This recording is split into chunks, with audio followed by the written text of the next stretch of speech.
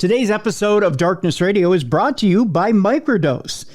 Get out of pain, get out of anxiety, and start treating yourself a little bit better. Try Microdose. Microdose is a CBD THC gummy that will get you out of pain, get you out of anxiety, and get you into feeling good again. To learn more about microdosing THC, go to microdose.com and use the code DARKNESS to get free shipping and 30% off your first order. Links can be found in the show description, but again, that's microdose.com, code DARKNESS.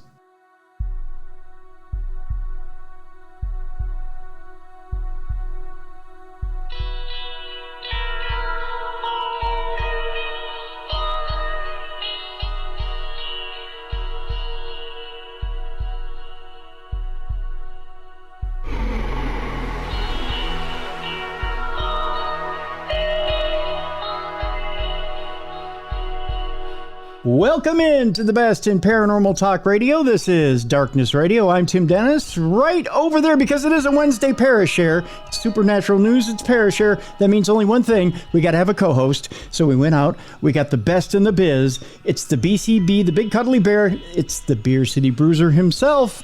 How you doing? I'm doing fantastic, Tim. And I want to say hello to the Darkness Radio family. That's right. We wave at them, but it's radio, so they can't see it. Look at that. I was waving when you introduced me, but then I remember you always saying you can't see it. It's radio, so that's why I wanted to say it. You just go like this. See? And I love the messages I've been getting and the emails and the feedback that you've been giving me has been positive, and I love it. Good. That's a good thing. I haven't had anybody say eat my shorts lately, so I've been getting nothing but positive feedback, I guess. You know, that's such a dated reference now. I said that to a young trainee, and he looked at me like, huh? And I'm like, come on. You got to know that one. And then my son messaged me the other day. He goes, hey, have you seen Beavis and Butthead? I'm like, I grew up on Beavis and Butthead. I guess they re-released it. They're back on Paramount Plus. You got to forgive me, folks. I had a little bit of a low blood sugar this morning, so I'm slamming Cokes in order to get my blood sugar decent here. But yeah, they're back on Paramount Plus. They started out with a couple of specials, and now they've got a new series. Yeah, and I was trying to explain to my son, like, I watched that as a kid. Like, that was my childhood. Well, some of us were not childhood, older. I guess. Yeah. Teenage years. I was a teenager. Yeah. But anyways, I'm familiar with the Beavis and the Butthead. Yeah, the Beavis and the Butthead. We're speaking in accents today because we actually have a new sponsor coming up at the end of the month. We found out about at the end of the month we're going to be welcoming Babbel in. So Bruiser and I are going to be continental. We're going to try. Yeah. I like how when you asked me what language to learn, I went, I don't know. I guess I should learn Spanish. You went, ooh, that's a good one. Like, I shocked you. Well, and then I asked you, didn't you learn enough of that in the ring? And you were like, no. I can say beer and bathroom. Beer and bathroom and drop down and tackle. That's about all I know. Yeah. What's funny is really youth is wasted on the young, right? It is, yes. So, in ninth grade, you have you do the tour of Europe. You get the German, the French, and the Spanish. Yep. Right. And then you forget it all. Oh, definitely. I mean, how much German do you remember from ninth grade? I took 4 years of German in high school. Oh, sure. Show off. Yeah, but I don't remember any of it. No? I can recite a Tool song because it's funny that the Tool song's all in German. Oh, okay. But all it is his grandmother's recipe to apple pie. But you leave out the eggs because the eggs represent the devil. Oh, like that's all it is. That's all it says. It says the whole recipe, and then it tells you to leave out the eggs. Well, yeah, I mean, yeah. So like I know that. Yeah. And people are like, "Oh, you took 4 years of German. Can you say anything?" So I'll just sing the song to them. And like the people that know German look at me like, what? I'm like, that's all I know. Yeah, and the people who know Tool are like, yeah, rock on, bro. Yeah. Well, there you go. I mean, so you know some German. But French, do you remember any ninth grade French? I know oui, oui. There you go. And I know how to swear, too. I know how to swear in pretty much all languages. Because as a kid, that was fun. Yeah, it was. Yeah. You know. Yeah. Now I'm an adult and I can just swear whenever I want. It's not as fun. Yeah, that's true. When I was a kid, and I couldn't swear. But I'd yell at my mom in French, the swear word. Yeah. Oh, hell yeah. I felt, vindicated. Like, I'm a man now. I can swear at you in French. The fun ones were, and now see, it's no fun anymore because you've got like Urban Dictionary and stuff like that. You can learn like, weird terms and stuff like that. Yeah, you have Google Translate, which I use every day because I get overseas fans sending me stuff. So it's like, what are they saying? Like, Oh, yeah. But if my parents had Google Translate when I was a kid, I would have gotten a lot more trouble than I did. That's true. The parents can check up on you much easier now. Yeah. Yeah, that's true. That's very true. Oh, yeah. Trust me, I've done it. Oh, have you? Mrs. Bruiser's got Megs one time, our daughter, who was 18 at the time. Told us she was going to be one place, but then she checked the phone thing and she was at another place. Oh. Getting all obsessed. Well, she's 18 now and she's safe. We'll see what happens. We let it go a couple of days and then I said, so how was the party? She looked at me, what? I said, been around the block a few times. Like, that's right. It's easier now for us to keep track than it was for your grandparents to keep track of me, even though my parents still knew when I'd sneak out of the house. Yeah. Well, parents are savvy like that. I think we, as kids, we're quite naive. Yeah. I think we we have all the answers. Well, I asked my dad, how did you know I snuck out? And how come I never got in trouble? He goes, son, beneath your bedroom window, there was a reason we didn't plant any plants there. He says, and there's a reason I watered it every day. So when I'd jump out the window and I'd land, I'd leave the feet prints in the mud. Oh. So the next morning when he came around, he could tell if I went out or not. See? And he says, just remember, I'm everywhere. I'm like, okay, Dad. He's like, Batman, I'm Your dad shows up, I am the night. That's good stuff. Papa Bruiser in his Batman costume outside your window. Listen, son. You'll never escape my gaze. Yeah, I know. I think my dad was, well, not only was he naive, he was absentee. But that's a whole other thing. You probably heard the BetterHelp commercial yesterday. Yeah. Well, I told your mom still knew everything. No. No. My stepdad. Now, he was a different story. Okay. Did you have brothers and sisters too, don't you? I'm the oldest, so I had... They didn't rat you out? No. God, no. I was a free-range cowboy when I was a teenager. You got to remember, I was a little different kid. I held down jobs from the time I was like 14, 15 years old. Well, I did too. I worked at a car wash. And I also started partying at that age too. So I was a different kid. I did too, because I worked at a car wash. Yeah, exactly. Yeah. That's the only downside with starting work. I shouldn't say downside, but that's starting work as early as we did. You meet the older kids. Yes. And you just want to hang out with the older kids. Yep.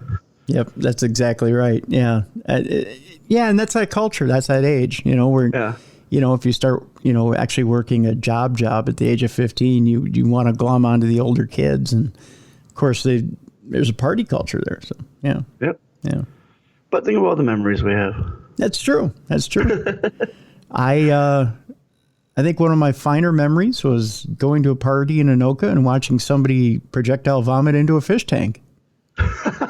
And filling an entire fish tank full of vomit. And just watching the fish try to swim around it. And then one fish just started to eat all of it. And I was like, oh, he is going to explode. And I just remember just watching this fish go at it. And I know it's a gross memory. Oh, he's going to explode. He's going to explode. Nobody thought of saving the fish. Yes, the owner of the house just started to grab the fish and try to save them and put them into a different, but then the one fish was just going at it and eating all the bits and kibbles and bits, put it that way. And I felt like Vince McMahon at that point. I was like, he's gonna explode. He's gonna explode. I felt like calling, play by play on the bit. I was intrigued. You didn't want to help out at all. You just wanted to make sure there was some sort of creative commentary going on. Yeah. I knew I was a broadcaster at that point, even though I was only like, let's just say I was a tender age at that point. But I knew my future was broadcasting because I wanted to call play by play on it. I just picture you grabbing a pencil, putting your finger up to your ear, and acting like the pencil is your microphone. Yeah. Yep. That's exactly what I did. Tim the Cruiser Dennis here. We're watching the fish. He's gonna explode. He's gonna explode. That fish is like a Hoover, ladies and gentlemen. Look at him suck it up. It was, it was something else. I'll tell you that.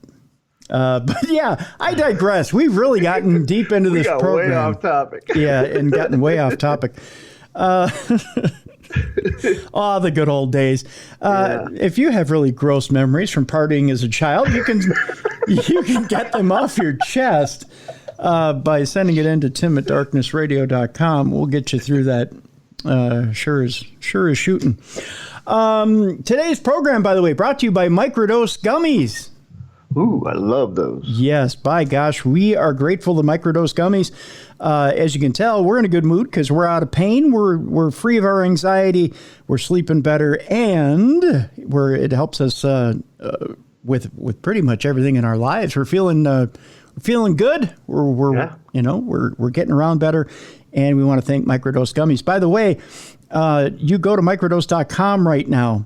And you use the code DARKNESS, and you get not only free shipping, but 30% off your first order. So you can do that right now. I have a new favorite flavor. Ooh, what's that? The orange sugar cookies. Really? So good. Really? Yeah.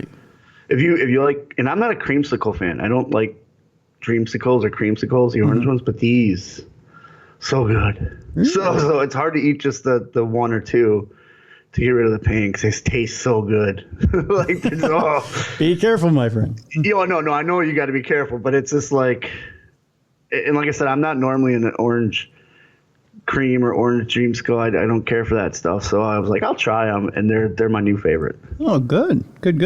Yeah, I before bed now, I use the Indica Granddaddy OG, yep. OG, I use it before bed the too, sour, yep. Granddaddy Sour OG. Yep, yeah, that's what I use. Yeah, those not only help with pain, but help with sleep. And I've been sleeping much, much better now. So, have you been having more vivid dreams too? Yeah. I have too. Yeah. I think that's the creative side of it. Yeah, most definitely. On today's program, boy, have we got a program in store for you today, Bruiser.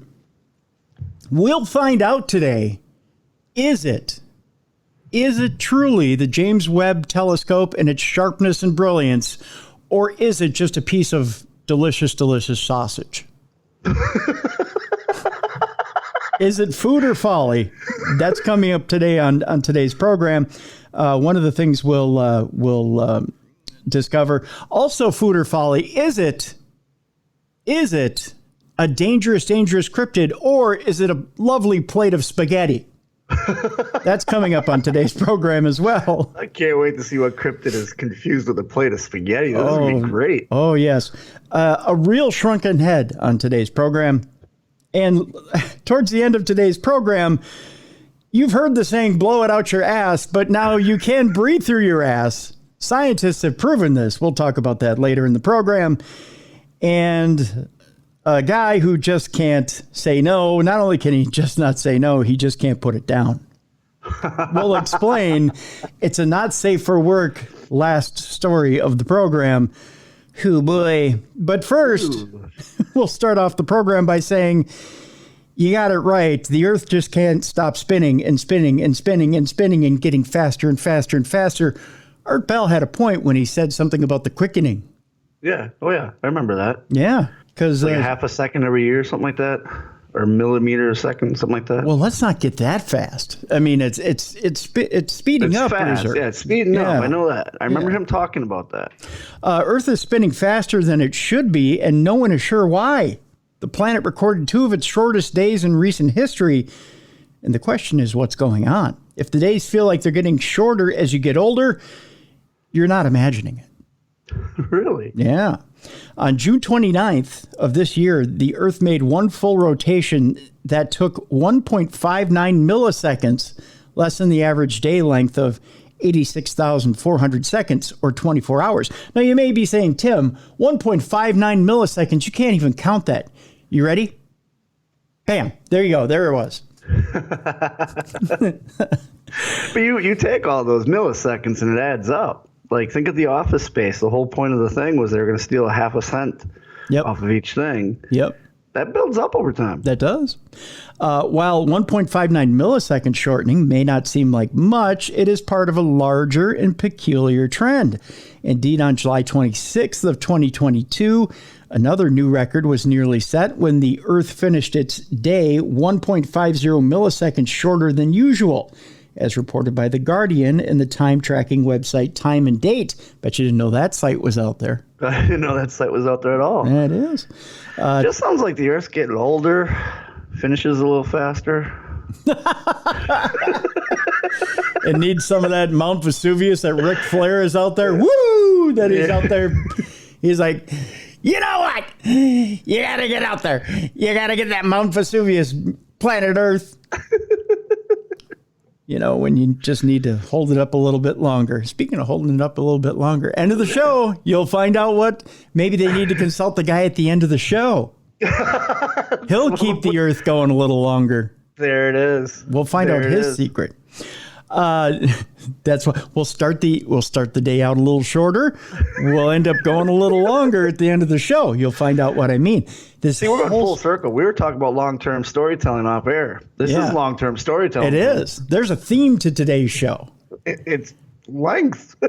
Exactly. I don't just slap this shit together. There's a plan to this stuff when I sit down and put this thing together. So Time and Date notes that the year 2020 had the highest number of short days since scientists started using atomic clocks to take daily measurements in the 1960s. They've been measuring it since the 60s. Who hasn't? Well, I can just see the old man in a bathroom with a ruler. Remember that old phone number you could call to get the time, the date? And I think it was the weather too, right? Oh, yeah. Yeah, I've used that many times to get out of conversations. Really? Yeah. You're like, hold on, I got to take a call. They used to have a TCF Bank weather ball. Was a weather ball phone line, I believe it was, and you used to call it, and it would give you the day, the date, the time, the weather, and it would tell you where on the weather ball it was. They used to give away a bank at the TCF Bank that had a weather ball. Yeah, but it didn't function. It didn't exactly tell you. I don't know. There was color coded. It was confusing. It was before Armageddon and it was before digital and all that. Yeah, I don't know. I never did get the colors on the weather ball. I was confused as a child. Too many hits to the head. Yeah. Where were we? Oh, yes. Okay. So Time and Date notes that the year 2020 had the highest number of short days since scientists started using atomic clocks to take daily measurements in the 1960s. Oh, yes, that's right. Old man measuring in the bathroom. Got it. Scientists first started to notice the trend in 2016. So that's when we really started getting shorter. That's when they did that's when they did the examination. And they're like, hey, Earth, you're going a little fast here. I hear Earth can do stretching exercises. Okay. They offer those on the internet. They do? Yeah, along with pills. That's what I hear. Pills and stretching exercises.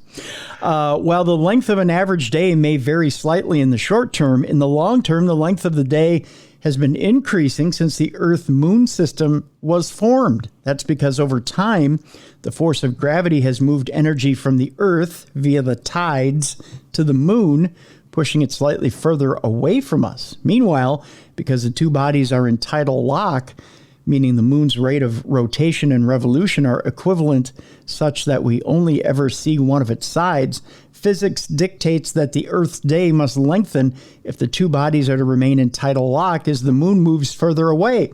Billions of years ago, the moon was much closer and the length of the Earth's day much shorter.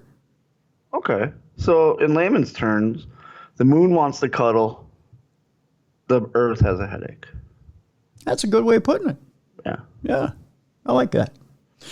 While scientists know that the Earth's days are shortening on a short-term scale, a definitive reason as to why remains unclear, along with the effect it might have on how we as humans track time.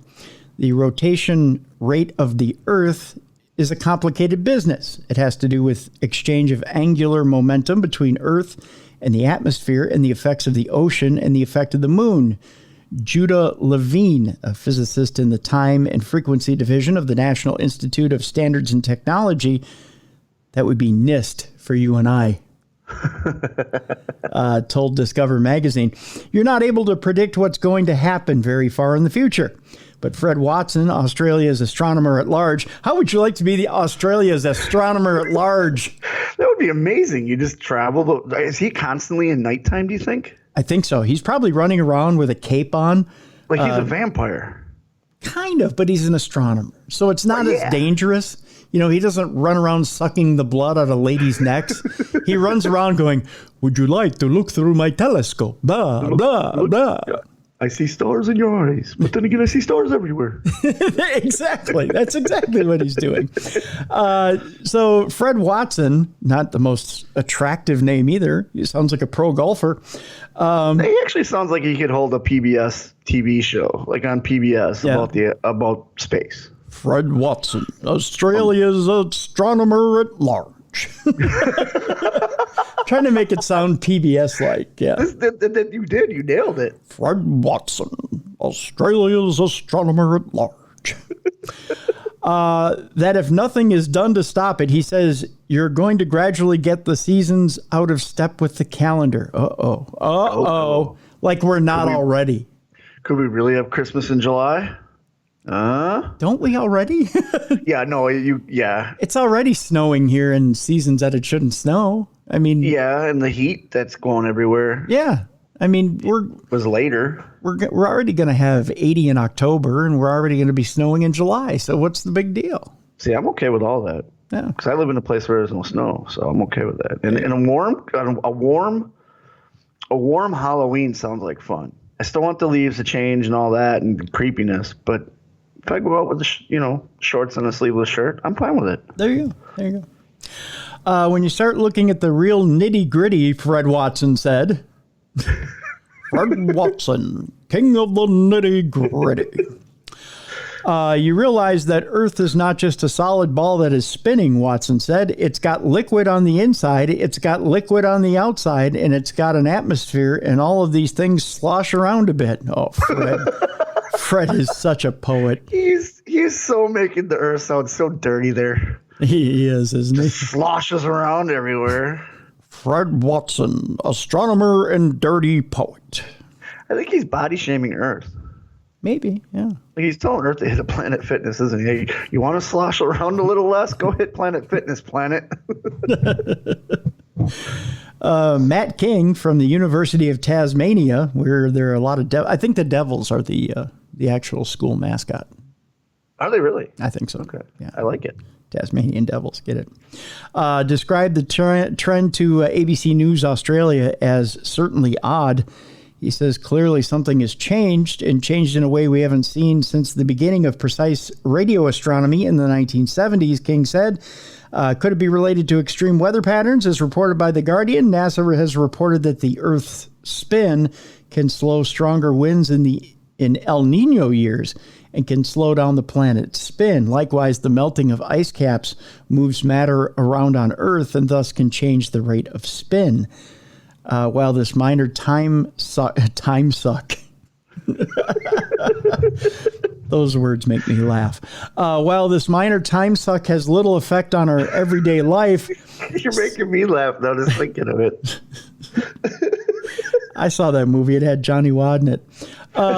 Some scientists have called for the introduction of a negative leap second, which would subtract 1 second from a day and keep the world on track for the atomic time system. If the trend continues, since 1972, leap seconds have been added every few years. The last one was added in 2016. It's quite possible that a negative leap second will be needed if the Earth's rotation rate increases further, but it's too early to say if this is likely to happen. Physicist Peter Wibberley, which is the cutest last name ever, Peter He's just a cute little scientist. Oh, I am Peter Wimberly. Weren't the Wimberleys those little furry things on Star Trek? No, those were the trouble with Tribbles. Tribble. Yeah, Tribbles. get it? Yeah. Wimberly Tribbles. Yeah. Of the National Physics Laboratory in the UK, told the Telegraph. He says there are also international discussions taking place about the future of leap seconds, and it also is possible that the need for a negative leap second might push the decision toward ending leap seconds for good. So we're leaping ahead, we're leaping behind, we're leaping forward, backwards, and sideways, but still we're losing 1.59 milliseconds every few weeks. That's not good. No, it's not. It's going to build up. Not at all. Not at all. So there you go. So are we technically time traveling then? Maybe. Yeah. Yeah. I'm okay with it. Bruiser, I have an even more pressing question for you. Okay, I'm ready to answer. I've got a serious answer for you and a not so serious answer for you. I'm going to give you the not so serious answer first, if you don't mind. Yeah. I'll ask you first, and I'll give you my answer afterwards. Who will be the first woman on the moon to walk on the moon? Let's see. Ellen DeGeneres. Really? Yeah, she's rich. Or Oprah. Or Oprah. Okay. Why Ellen or Oprah? There's two very rich, powerful women. They're everywhere. And Ellen's show just got taken off the air, so she got free time. That's true. That's a very good answer. My answer was pretty simple. It was going to be some guy's disgruntled ex-mother-in-law. But hey, I was going for simple there. Well, you know, I was going for the comedic take. You were going for the serious one. They're saying that it could be a helicopter flying mother of twin girls, an ex-UK rugby star, an Iraq war vet named Anne Immel. Wait, Anne Immel? Yeah, like the name Anne Immel. Yeah. They're among 9 female astronauts who could make a lunar landing in 2025. Oh, we're going back to the moon. Awesome. Yeah. It has been more than a half century since humans first walked on the moon, with Neil Armstrong uttering those immortal words, "That's one small step for man, one giant leap for mankind. By the way, leave my mother-in-law here. Let's go." No, he didn't say that part. 11 more Americans followed, including Buzz Aldrin, Alan Shepard, and Eugene Cernan. But all of them were men. Now NASA is planning to land the first woman on the moon in a little over 3 years' time, and has whittled down the list to just 9 candidates. They include a Cambridge graduate, a Marine veteran who fought in Iraq and Afghanistan, and a former University of Bath rugby player who starred in the English women's premiership. Not to mention a helicopter flying mother of twin girls and a scuba diver with a love of animals who dreamed of going to space at the age of 5. With NASA's uncrewed Artemis 1 rocket set to launch later this month, the first of 3 complex missions that will pave the way for returning humans to the moon, the countdown is officially on to become the first woman, as they put it in quotes. Mail Online took a look at looks at each female astronaut, and we can give you their names. We're not going to go fully into it, but we'll give you a little overview real quick of who they are. Kayla Barron is called the Young Gun. She's from Richland, Washington. She's 34 years old. She spent 176 days, 2 hours, and 39 minutes in space, believe it or not. Really? Okay. Yeah. Kayla Barron has been a NASA astronaut for 5 years and is the second youngest to be chosen for the Artemis moon landing program in 2025. She has UK links after earning a master's degree in nuclear engineering from the University of Cambridge. The 34-year-old was also part of the first group of women to become submarine warfare officers. It's pretty impressive. Yeah. She served as a member of the SpaceX Crew 3 mission to the International Space Station, which launched on November 10th of 2021. She worked as a flight engineer during the expedition and completed a 6.5-hour spacewalk to replace a communications antenna that had malfunctioned. She returned in March of this year after spending almost 177 days in orbit. Okay, so she's more than qualified. Oh yeah, yeah. She's got the hops to make that trip. Yep. Christina Cook is the veteran. She's from Grand Rapids, Michigan. She's 43 years old. She spent 328 days, 13 hours, and 58 minutes in space. Oh, wow. Yeah. Christina Cook is the record holder for the longest single space flight by a woman, having spent 328 days in orbit during her trip to the International Space Station between 2019 and 2020. That surpasses the previous record of 288 days held by Peggy Whitson just a few months prior. Cook and another female astronaut, Jessica Meyer, completed the first all-woman spacewalk. In total, she's a veteran of 6 spacewalks, totaling 42 hours and 15 minutes, including the first 3 all-women spacewalks. Following her record-breaking ISS mission, Cook was included in Time's Most Influential People of 2020. From a young age, she wanted to be an astronaut and joined her middle school's rocket club. The 43-year-old has previously worked in Antarctica at the Amundsen Scott South Pole Station and Palmer Station, where she later contributed to instruments on the Juno spacecraft and Van Allen probes. After being selected for the Artemis program, she said, "To me, what Artemis really represents is that NASA is committed to answering humanity's call to explore by all and for all." Pretty interesting there. Nicole Mann is called the Duke. She's from Petaluma, California. She's 45 years old. She's not spent any time in space, but hey, there's a first time for everything. Nicole Mann is a colonel in the Marine Corps and a former test pilot who flew 47 combat missions in Iraq and Afghanistan. I think she's up for it. Yeah. Test pilots are crazy, man. Like, kudos to them. Yeah. In total, she's logged upwards of 2,500 flight time hours in 25 different aircraft. Mann's friends and fellow crew call her Duke, a nickname she has said was actually her call sign in the Marines. Almost a decade ago, she was one of 8 candidates selected from more than 1,600 applicants to train as an astronaut for NASA. After completing her astronaut training in 2015, the mother of one was supposed to be among the first human passengers on Boeing's Starliner spacecraft during its first crewed flights in the coming years.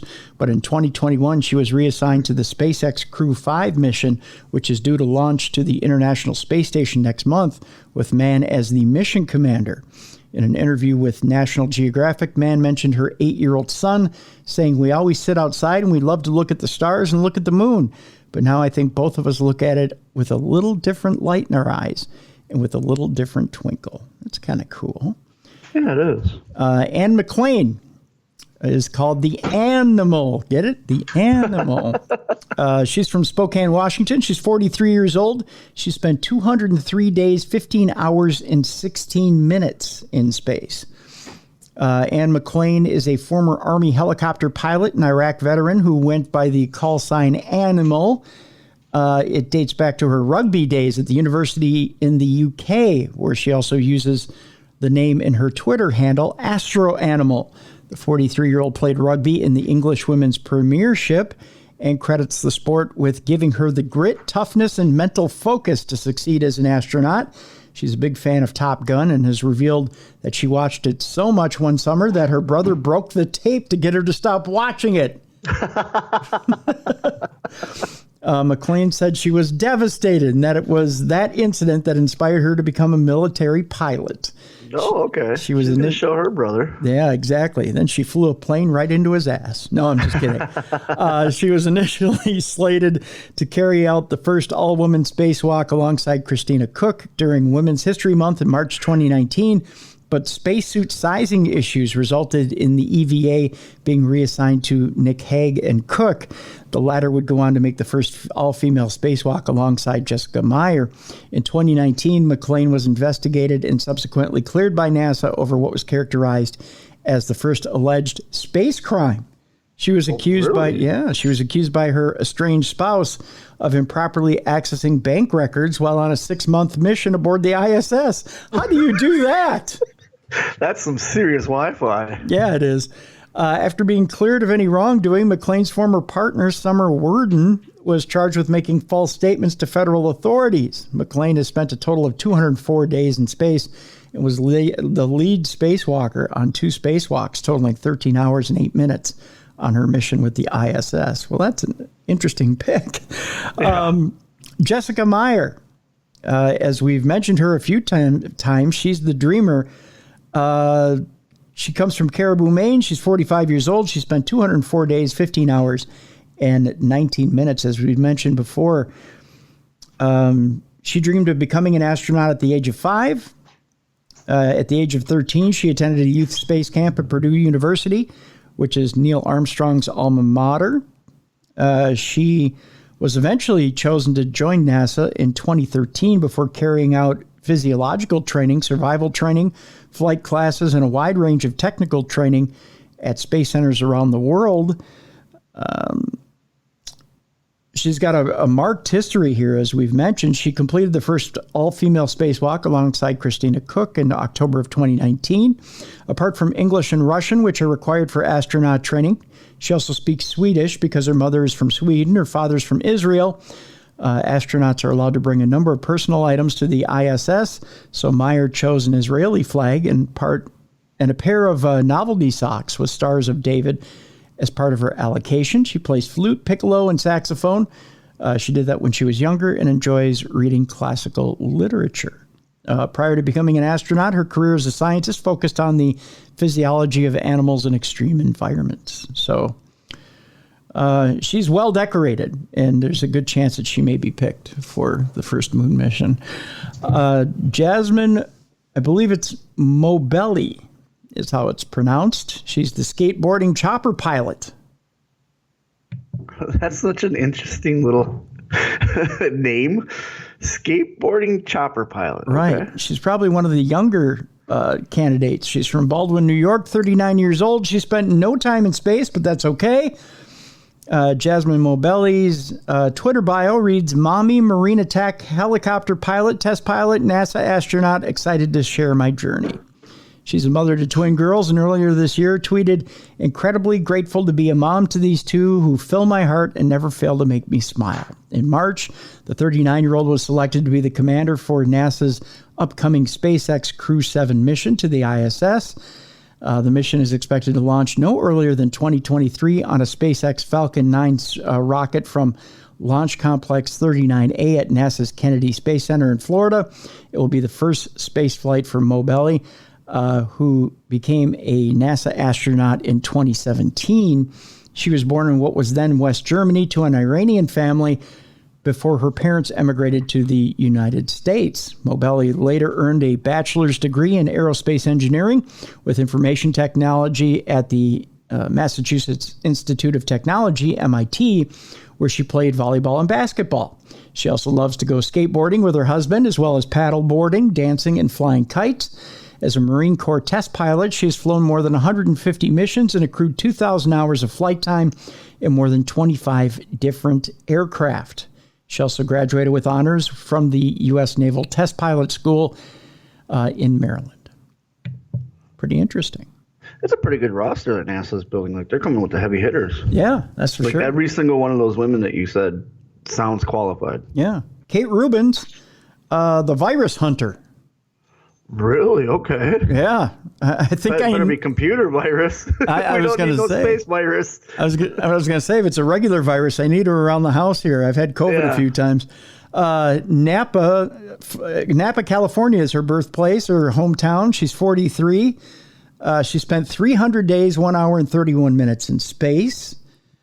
As far as she's concerned, Kate is the 60th woman to fly in space. I didn't realize there were that many women who had been in space.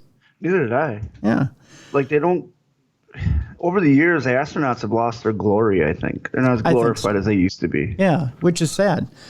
I think the last time that astronauts were really glorified was the Challenger. And because it was such a tragedy, I think they kind of back off getting to know the astronauts as much as we used to. Right. Kate Rubins has become the 60th woman to fly in space when she launched on a Russian Soyuz spacecraft to the International Space Center, or Space Station rather, on July 7th of 2016. During her mission, she became the first person to sequence DNA in space. Wow. Oh, wow. Yeah. Across her 2 flights, she has spent a total of 300 days in space, the 4th longest stint by a U.S. female astronaut. A microbiologist as well as a NASA astronaut, Rubens also holds a Ph.D. in cancer biology and calls herself a former virus hunter on Twitter. When she was younger, she didn't dream of becoming an astronaut, but rather was more focused on studying and eradicating viruses. That's exactly what she did after receiving degrees from the University of California, San Diego, and Stanford. Rubens later researched therapies for Ebola and Lassa viruses while helping to develop a smallpox infection model. Wow. Yeah. Yeah, she's the medical person on the ship. Yeah, but she's Doc. She's also Army as well. She was sworn into the Army Reserve as a major. You don't have to be Army to be in NASA, right? That's No. or you don't have to be military, I should say. Nope, you don't have to be military. Jessica Watkins is the geologist. She's from Lafayette, Colorado. She's 34. She's currently in space right now. Oh. Yeah, she can just take a right and go to the moon. Yeah, I guess. That's all she got to do. Like, just push off and aim for the moon. That's right. Jessica Watkins is currently serving as a mission specialist on NASA's SpaceX Crew 4 mission to the International Space Station, which launched on April 27th of this year. She has worked on NASA's Ames Research Center and NASA's Jet Propulsion Laboratory. It was a science team collaborator for NASA's Mars Science Laboratory rover Curiosity. The Colorado native, there we go, earned a Bachelor of Science in Geological and Environmental Sciences from Stanford University and a doctorate in geology from the University of California, Los Angeles, or UCLA. She has been documenting her journey aboard the ISS on Twitter. In June, Watkins wrote, "As beautiful as the Earth is, I can't seem to take my eyes off of the moon." Of course. Yeah. How romantic. So, yeah. Stephanie Wilson is called the favorite. She is from Boston, Massachusetts. She's 55. She spent 42 days, 23 hours, and 46 minutes in space. Stephanie Wilson became the second black woman in space and is a veteran of 3 space shuttle missions to the ISS in 2006, 2007, and 2010. She is NASA's most senior, most flown in space African-American female astronaut, having logged more than 42 days in orbit. If selected as the first woman, she would also take the title of the oldest person to have walked on the moon, eclipsing Alan Shepard's record of 47 years and 80 days back in 1971.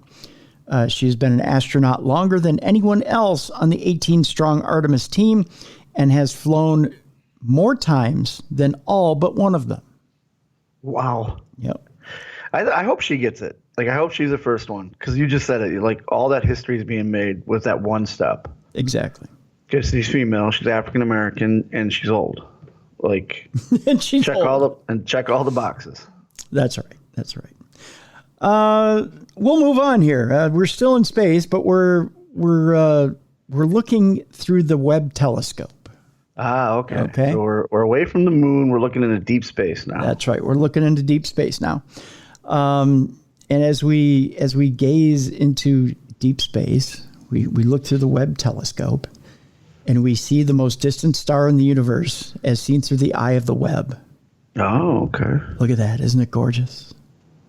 Last weekend, the James Webb Space Telescope managed to capture images of, I believe it's called Earendel, which is the most distant star in the universe. Hence, we're looking at what the latest Webb imagery reveals about the distant stellar formation and the unique origins of the star's name and how it compares to other discoveries by Webb's predecessor, which is the Hubble Space Telescope. We'll hit the highlights here for you, or try to hit the highlights here for you. A few of the other stories, it just talks about the few of the other stories that pop up here.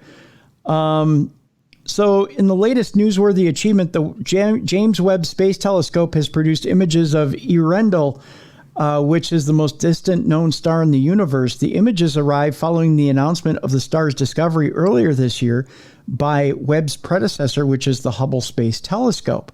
According to NASA, the enigmatic Earendel is so far away that its light has taken 12.9 billion years to reach Earth. Oh, wow. giving astronomers a glimpse of how it looked when the universe was less than a tenth of its current age. Yeah. Previously, the smallest objects that have been observed at comparable distances were entire clusters of stars that astronomers believed to be embedded within some of the universe's earliest galaxies. The discovery was made with the help of gravitational lensing observed in deep field imagery obtained by Hubble. And due to its great distance, Earendel appears only faintly in the new Webb images. The previous single star record holder was also detected by Hubble back in 2018, hailing from the universe as it existed when it was just 4 billion years old.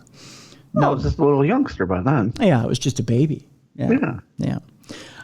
So where does Earendel's unusual name come from? Well, it was named after a character in the... I'm going to get this wrong, I know, because I'm not a huge Tolkien reader, J.R.R. Tolkien. Is it the Silmarillion? A prequel to the J.R.R. Tolkien's classic series Lord of the Rings. The star's name and that of Tolkien's character is actually derived from the Old English variant. Is it Earendel? That is itself a derivative of Arvandil, which is a Norse mythological figure whose toe, according to legend, was tossed into the sky by the god Thor to become the star Arvandilis Ta. Arvandilis Ta. Yeah, Arvandilis Ta is the name of it. I get old Greek, like they used to come up with stuff to explain stuff, but that's pretty creative. Like, he just cut his toe off and threw it up. He didn't need it anymore. That's why there's a star there. Then it became a star.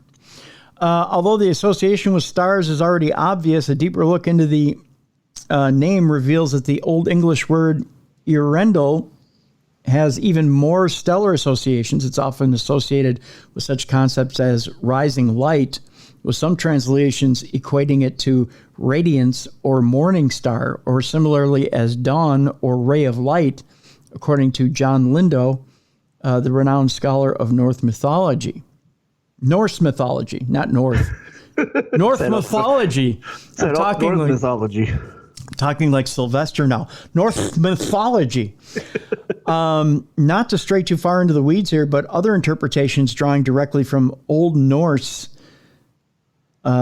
include the interpretation of the prefix auras being, that's a new word,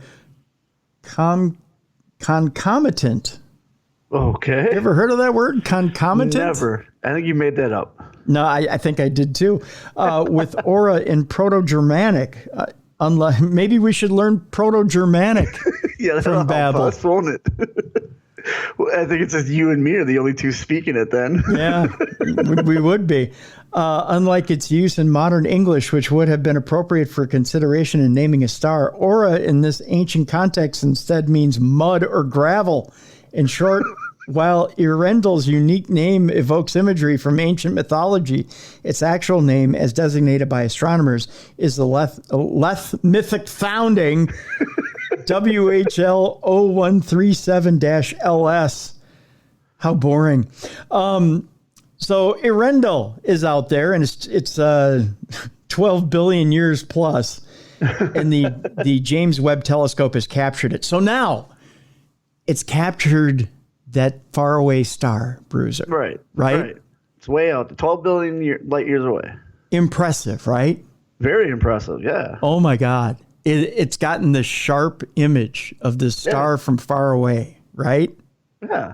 Not so fast, my friend. Okay. We just painted this whole tale about how amazing it was. Oh, it is, and it's an amazing telescope. Yeah. It captures things in all its glory. Yeah. From the far edges of the universe. Right. In amazing detail. Yes. We've seen some amazing pictures from this James Webb Telescope. I'm excited. Including an actual slice of chorizo. In space? Well, I don't know about in space. It might be on its lens. So it's the maintenance guy like chewing his chorizo and it just falls on the lens. Like, fix that later. Pretty much, yeah.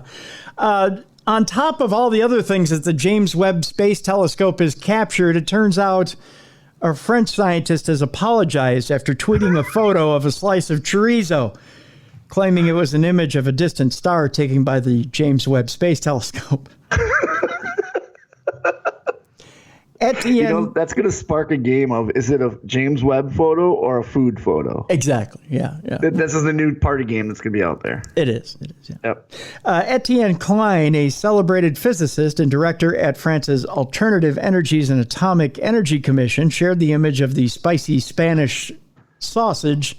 Say that 10 times fast. My spicy Spanish sausage on Twitter last week, praising the level of detail it provided. It's so detailed. Was he just going through his phone and uploading what he thought was pictures? And, oh, damn it. That was my lunch. What's funny is the tweet is this. Picture of Proxima Centauri, the nearest star to the sun, located 4.2 light years away from us. It was taken by the James Webb Space Telescope. This level of detail, a new world is unveiled every day. He told his more than 91,000 followers on Sunday. Boy. The post is retweeted and commented upon by thousands of users who they're all into it. Oh, yeah, took the scientist by his word. The thing is, however, it wasn't quite what it seemed. No, it was his lunch. Klein admitted later in a series of follow-up tweets that the image was, in fact, a close-up of a slice of chorizo taken against a black background. Here's the quote. At least he put a black background behind it, not just like his kitchen table or a plate. True. You know, when you start to see, like Mickey Mouse in the background, you know that it's probably at a kid's party. Here's the quote from him. Well, when it's cocktail hour, cognitive bias seems to find plenty to enjoy. That's the best way to describe a drunk tweet. He says, beware of it. According to contemporary cosmology, no object related to Spanish charcuterie exists anywhere other than Earth. That's a nerd's way of saying, sorry, I drunk tweeted you. Yeah. After facing a backlash from members of the online community for the prank, he wrote, in view of certain comments, I feel obliged to specify that this tweet showing an alleged picture of Proxima Centauri was a joke. Let's learn to be wary of the arguments from positions of authority as much as the spontaneous eloquence of certain images. I would never want to have a conversation with this guy. He uses so many big words. Well, just say you got critics and your boss called you up and said, hey, man, take that tweet down. How about, dear folks, I effed up. Yeah, I was drunk and I thought it'd be funny. Sorry. Yeah. Didn't hurt anybody. On Wednesday, Klein apologized for the hoax, saying his intention was to urge caution regarding images that seem to speak for themselves. How about I just... Yeah, I was drunk and I tweeted something. Yeah, I screwed up. Yeah. Nobody can do that nowadays. In a bid to make amends, he posted an image of the spectacular cartwheel galaxy, assuring followers that this time the photo was genuine. Not just a pinwheel sucker or something. By the way, this was my dessert. I don't know. The Webb telescope, the most powerful telescope ever launched into space, officially began scientific operations on July 12th. It will be able to peer inside the atmospheres of exoplanets and observe some of the first galaxies created after the universe began by viewing them through infrared light, which is invisible to the human eye. Chorizo. And it's given a reason for scientists to prank people. Now, I'm going to ask you, Bruiser, just between you and me here, buddy. You see this online and it's, oh, look at that beautiful planet. Can't you see the fat in that? Yeah, but that could be like clouds or something like that. It looks like a pepperoni. It doesn't look like a chorizo. It does look like a pepperoni. It doesn't look like chorizo. But see, now if he was smart, he could have put a little bit of a flaring out. Like he cut the meat a little bit so it flares out a little bit. So it looked like solar flares. Yeah. Because it's a star. Yeah, to me, it doesn't quite look like, I don't know. I say good on him for pulling showing that scientists get drunk and tweet out dumb stuff too. I don't feel so like left out. Like nerds are doing it with me. I'm okay with it. Nerds are doing it with me. Love the way you put that. Nerds is doing it with me. Well, we've all been there where you're drunk. You're like, do I press tweet? Do I press send? The answer is always no. You should never do that. Yeah, that's why when you're drinking, put the phone down. Yeah, true. Very true, very true, very true. But, I still hold out hope that scientists are always humorless and are always sending out the correct information. It's not that they're humorous. Like, if you look at what that guy said, that's a scientific way of telling a joke. And, like, scientists laughing about it because they understand it. We laugh because we broke it down to layman's terms, where it was just a drunk tweet, not a copious amounts of happy hour, whatever he said. You know what I mean? Like, we broke it down. Yeah. I hear you. So they're still not funny until you break it down in layman's terms. True. Very true. Our next story here, Bruiser, is an audio daily double. All right. Yeah. We're going to talk about near-death experiences. Okay. Believe it or not, after death, you're aware that you've died, according to scientists. That's scary. Yeah, we talked about this a little bit last week. Yeah. Scientists are saying your subjective experience might not end the moment your heart stops. Research on near-death experiences are suggesting this. So we're going to go to the tape right now, and we're going to clear up this issue and see what it is exactly that scientists are saying about the science of near-death experiences. When I first started looking into near-death experiences back in the late 1970s, I assumed that there would be some physiological explanation for that. What I found over the decades was that the various simple explanations we could think of, like lack of oxygen, drugs given to other people, and so forth, don't pan out. The data do not support them. And furthermore, the phenomena of NDEs, of near-death experiences, seem to defy a simple materialistic explanation. When we first started presenting this material in medical conferences, there would be a polite silence in the audience. And now, in the 21st century, when we do this, it's rare that doctors don't stand up in the audience and say, let me share my experience with you. So it's pretty well accepted now that these are common experiences that people have all the time and that have profound effects. There's still, of course, a lot of controversy about what causes them, but not about the fact that they exist and are fairly common. I'm a professor emeritus of psychiatry and neurobehavioral sciences at the University of Virginia Medical School, and I've recently come out with a book called After. A doctor explores what near-death experiences reveal about life and beyond.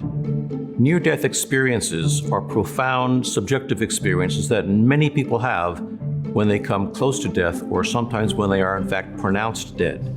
And they include such difficult-to-explain phenomena as a sense of leaving the physical body, reviewing one's entire life, encountering some other entities that aren't physically present, and at some point coming to a point of no return beyond which they can't continue and still come back to life. When they return, they often are profoundly changed by this experience.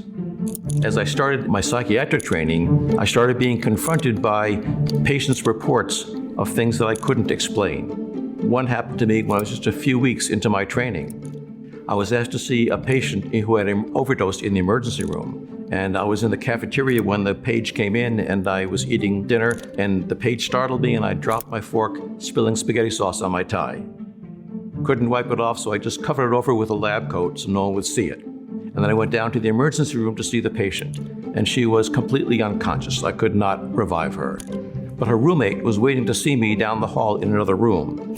So I went down to the other room, talked to the roommate for about 15 or 20 minutes, and there was no air conditioning back in the 70s, so I unbuttoned my lab coat so I wouldn't sweat so much, exposing the stain for about 10 minutes or so. I then went back to see the patient. She was still unconscious. When I went to see her in the morning, I introduced myself, and she stopped me and said, "I know who you are. I remember you from last night." That puzzled me, so I said something like, "Well, I'm surprised. I thought you were unconscious when I saw you last night." And she looked at me and said, "Not in my room. I saw you talking to my roommate down the hall." She sensed my confusion, and started to tell me about the conversation I had with her roommate, where we were sitting, what we were talking about, and finally she said, "And you had a striped tie on with a red stain on it."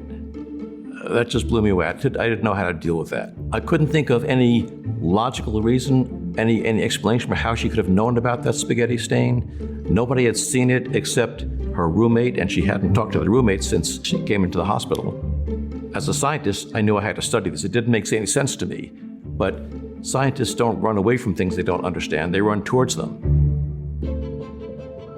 I never expected to spend so much time looking into near-death experiences. I thought at first it was just a strange anomaly.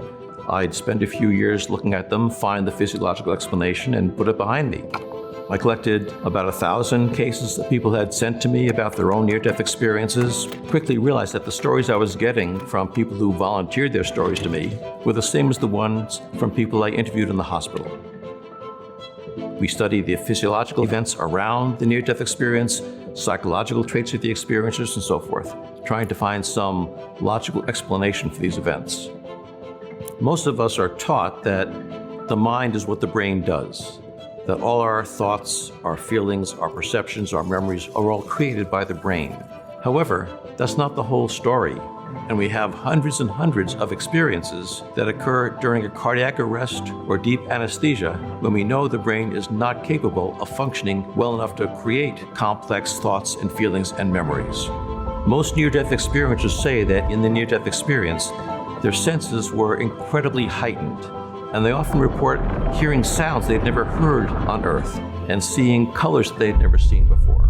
And when they come back, they don't know how to describe these things because there aren't words for them to describe them. One person said to me, it's like trying to draw an odor with a crayon. But they talk about their senses being so much more vivid in the NDE, and that gives the experience a sense of being more real than this world is.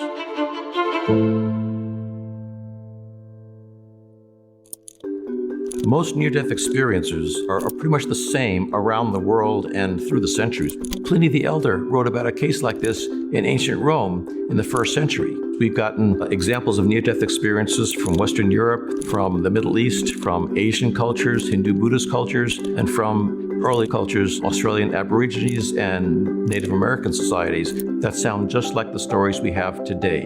However, how they describe these phenomena is influenced by their cultural background. For example, people all around the world will talk about encountering a warm, loving being of light that radiates unconditional love towards them. And if you're talking to someone who is raised in the United States, they may identify this as God or sometimes Jesus, whereas someone who is in a Hindu or Buddhist culture will not use those terms.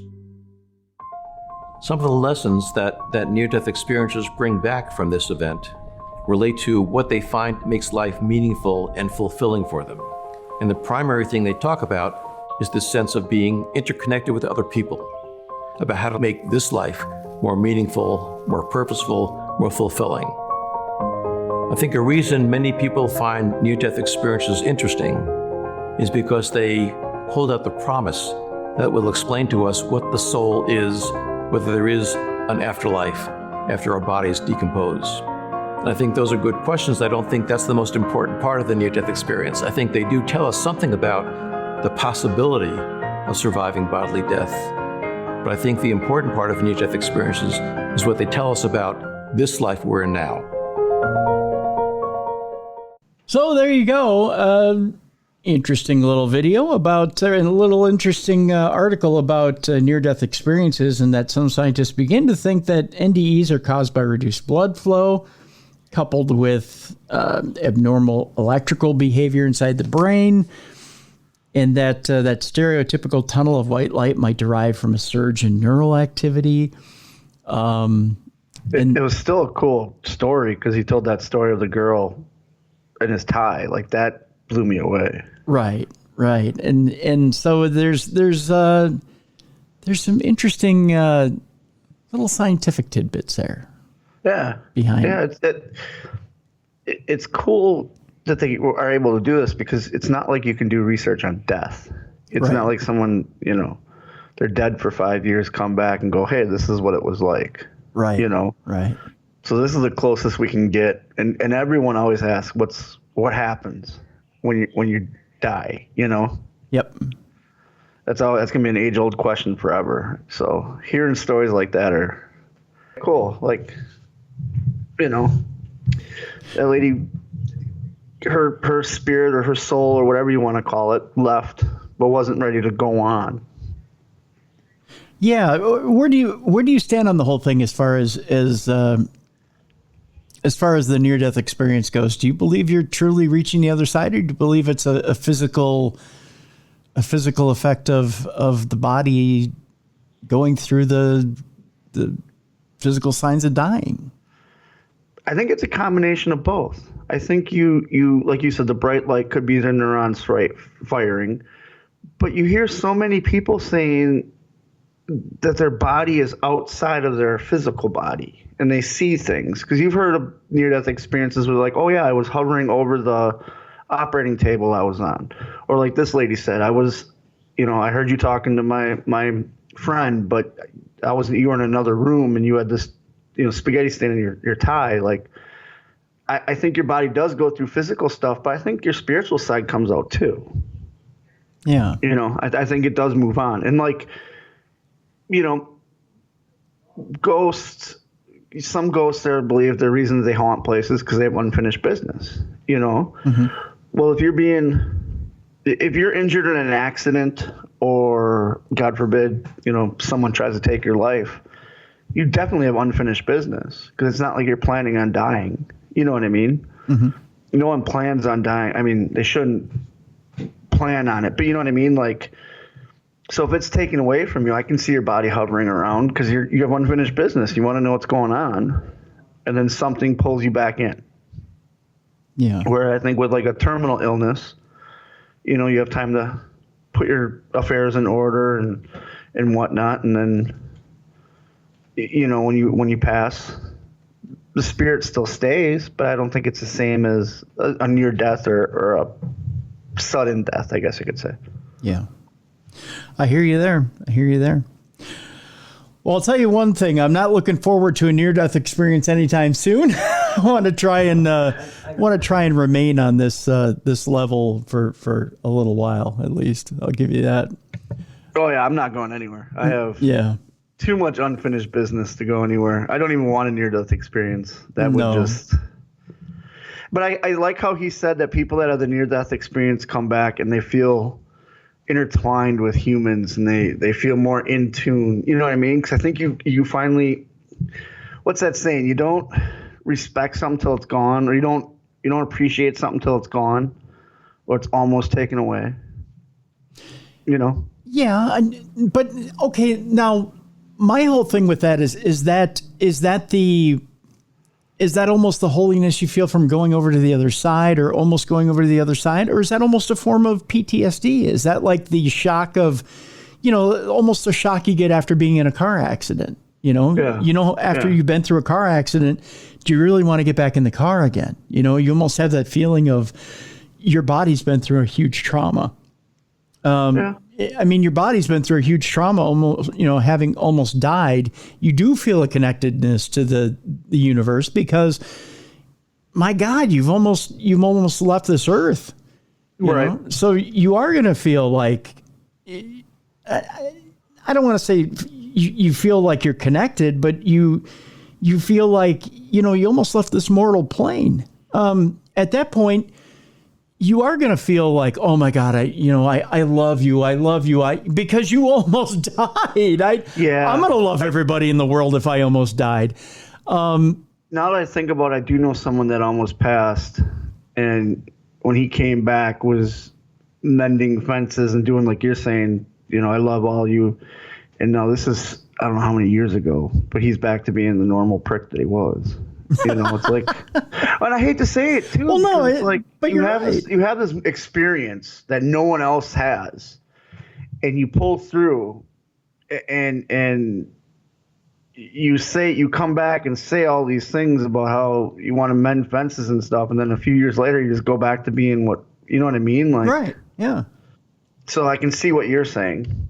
Yeah, and the reason I bring that up, or I say it like that, I guess, is because the idea is you just escaped a huge transition. That transition is you're either here or you're not. Right. There's no coming back from that. Oh, no, yeah. That's like I was saying, they can't do studies on someone who's been dead for 5 years. Right. So they come back and go, this is my experience. So you're grateful. You're grateful for the fact that you're still here. So you got a second chance. And of course you're going to make amends for whatever wrong you've done. You're going to go around and apologize to the people you should have apologized to. You're going to see things differently, and you're going to feel like you're connected to the entire universe at that point, because by God, you've just dodged a bullet, so to speak. But now, like you said with your friend, after a while, okay, I dodged the bullet. Yeah, you come back to reality. Yeah, you're like, okay, now I'm feeling you're human again. You're 10 feet tall and bulletproof, as Travis Tritt once said. You're walking around and that's not going to happen to me again. Lightning already struck. Right. The next time it happens, it's going to happen. There's no coming back. Right. But now you feel like, and this is the thing. I've crossed over that barrier. I've seen what's on the other side. So now I know that I'm going to go somewhere.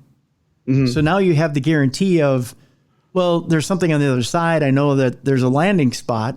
I'm cool with the fact that there's an afterlife. So I know I'm fine if I die. And now I can live my life and I feel more connected to people and things are right as rain. What if they don't experience an afterlife? What if they don't have one of these near-death experiences this doctor is talking about? What if it literally just lights out? I had one of those. You did? Okay. See, when I had... So you didn't see anything on the other side? There was no white light? There was no... Exactly. When I had sepsis and I was fading, I mean, Doc said I was within probably about 60 seconds of checking out, but I remember the edges of the room going black, and I remember everything going black, and I don't remember, there was no angel to... And the last thing I remember is the nurse saying, we're losing him. And I remember them counting down my blood pressure, my blood sugar. My blood pressure was almost non-existent, and my blood sugar was non-existent. And I remember them going black. I remember it felt like my eyes were closing, but I don't remember my eyelids closing. And all of a sudden, I remember taking a deep breath and coming back, and the nurse saying, we thought we lost you. Really? Yeah. She said, okay, how about this? Do you think you didn't have the experience because the life you were living up to that moment was, I don't want to say a good life, but it was you weren't, morally you were good. You know what I mean? You hadn't committed any real moral, I'll say, sins. And so something felt like you didn't need that wake-up call. Where some people have the near-death experiences, maybe aren't living the best life before, and that's kind of like a wake-up call. Do you see where I'm going with that? Like, do you think that's why your experience was different than that lady that went into the other room with the doctor? Do you see where I'm going with this? Like, I don't think I even came close. That's the thing. You don't think you think it was just a split second? They think they're losing you, but really your body wasn't. No, I don't ready. think I was even close. I don't think because I was fighting so hard. I don't think my spirit even left my body. To be honest with you, I think I had such a tight rein and a tight hold on things. I don't think I left. Okay, another question I'm going to pose to you is, do you think that's why you, I'm going to use a wrestling term, but kicked out as fast as you did? Is because your spirit never left your body, and your spirit was fighting with your body, where some of these other people, their spirit leaves. So it's just the body now fighting to stay alive. And then when the spirit came back, that's when they kick out and they're back. Do you see where I'm going with this? Like, yeah. You have a strong spirit, essentially. Not saying that these other people had experience. I'm not saying that people have near-death experiences don't have a strong spirit. I'm just saying your body and your spirit knew it needed both together to beat what you were going through, instead of your spirit leaving and your body being strong enough so that your spirit can see something. You see where I'm going with that? Like, Yep. There was a moment, I'll tell you this much. There was a moment, and I remember it clear as day, as I was going out. I remember I had to make a decision. And the decision was this. I was given an option. The option was I could succumb to the darkness, or I could succumb to, because I remember not feeling any pain. okay. I didn't feel any pain in my joints. I didn't feel any pain in my back. I didn't feel any pain. That was the first thing I remember. I didn't feel any pain. And I remember subconsciously not just being given an option. You can give in to this or you can fight. Mm-hmm. And I remember seeing all my loved ones. And I said, I'm fighting. Right. That was it. I'm fighting. Yeah. There was no option to me. There was no option. Right. So at that point, nope, I'm fighting. So maybe that brings up a good thing that could be a theory, is that your subconscious actually is your spirit. So you have your mind, which is your thinking brain, which is part of your body, I believe. But then you have your self-conscious, because we all had that. Every day we're faced with stuff where I could steal this, but I know I'll feel guilty because that's your subconscious. You know what I mean? Mm-hmm. So I wonder if your subconscious and your spirit are almost one and the same, where your thinking brain is part of the body. And you had said, because you said subconsciously you had a choice. Maybe that was your spirit going, what do you want me to do? Do you want me to stay here and help you? Or do you want to, you want me to leave? Yeah. And you were like, nope, I need you to fight. We're going to fight this. So it never left. That could be. Like I just now thought of that. Like your subconscious could be a representation of your soul, because we all battle with subconscious decisions all the time. And we all have that weird sixth sense where there's just not a good feeling about something, or the hair on the back of your neck. And I think that's because our spirit are in tune to the spiritual world, but our body has control on this plane, on this atmosphere. Yeah. And I think but the two of them work together to live this life that we're in. Yeah. Yeah. And maybe in that moment, like I said, your spirit knew it needed to be there to help your body. Yeah. Yeah. True. Very true. Because think about when people suffer trauma and they check out. Yeah. Whether it be a car accident, whether it be an assault or whatever, and you've heard it, people check out, so they don't remember what was happening to them. That could be the spirit saying, I got this. I'm in control. I know you can't handle it, body. True. Very true. Yeah. Or you almost have to, mentally you have to check out so you survive. So at that point, something has to take over so that you survive that experience. True. Yeah, because you can't just shut your body down. You'll die. True. Very true. Very true. And you always hear it with women that survive victims of serial killers that survived. It's like, I don't remember what happened at this point because my body shut down. Yeah. No, I think your spirit took over, knowing you physically couldn't take what was going to happen. True. Very true. That is true. We should move on. We should tell people that even though this sounds like a lot of pain we're dishing up here, that necessarily that's not physical pain. That's more of a spiritual, mental pain. There is a way to get out of physical pain. You might have heard about microdosing.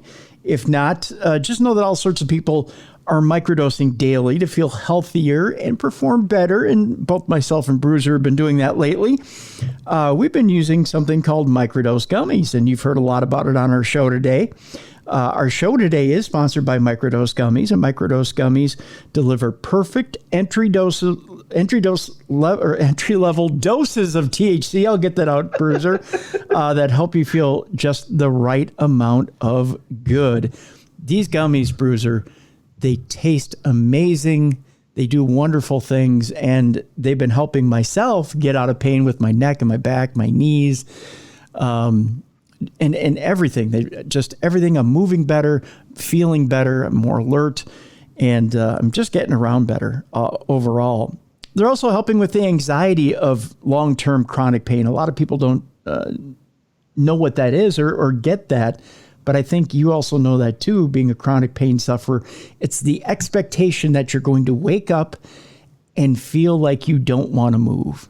It's that expectation that you're going to wake up and be in a big ball of pain. And there's just that anxiety of waking up and rolling over and feeling that extreme pain. That's anxiety in itself. That anxiety isn't there anymore. No, my anxiety comes from the pain not allowing me to do things. Because I know Mrs. Bruiser will plan something, but it'll be a lot of walking or a lot of standing. And I know pain will prevent me from doing that. And I don't want to let her down because this is exciting. But, taking, the microdose, I'm able to get through that stuff. Yeah. I feel great. It gets rid of that anxiety. It gets rid of the pain. I'm able to walk. I'm able to sit in my comfortable chair without having to shift every couple minutes. The shifting. Yep. I'm able to do the podcast with you sitting here, not being able to shift, which I see you're not shifting either. You and I are constant shifters because of the back, because of our backs. Yep. And then sleeping. Like I said, I've said it numerous times. I sleep so much better. Bruiser likes it because I don't have to move around in bed so much, so he's able to cuddle up next to me, and he gets a good night's sleep too. So he appreciates them. Yeah, you talk about sleep. I was waking up at least once an hour and a half throughout the night. I'm getting much more restful sleep. I might wake up twice during the night just to get up, hit the bathroom, come back because I am an old man. Sometimes you got to do that, got to get up, urinate, go back to bed. But that's it. That's the only reason I'm getting up. I'm not getting up to shift because of pain, which is good. And I'm enjoying that. You know what? I'm also getting, I had asked for your testimonials. I had asked for you guys to write in and to tell us about your testimonials and basically get a hold of us and tell us what you thought about microdose gummies. I actually had, I believe it was Colin write in and tell us about microdose gummies. He gave a ring endorsement of microdose gummies, which I got to thank Colin for writing in and telling us about microdose gummies as well. He's had a wonderful experience with microdose gummies. I've had other people write in this past week and tell me about their experience with microdose gummies as well. Keep your emails coming in and tell us about how microdose gummies has changed your experience. It's not just anxiety. It's not just pain. You can use it for sleep. You can use it for a creative boost. Maybe you're having an issue with creativity. Use it for creativity. There are different ways you can use microdose gummies to help you. If you're working out, you're out at the gym, you're working out, you're trying to get that pump going, use it for workout and recovery. It helps build those muscle fibers a little bit quicker, a little bit easier. Use it to just enjoy the moment. You can do that as well with microdose gummies.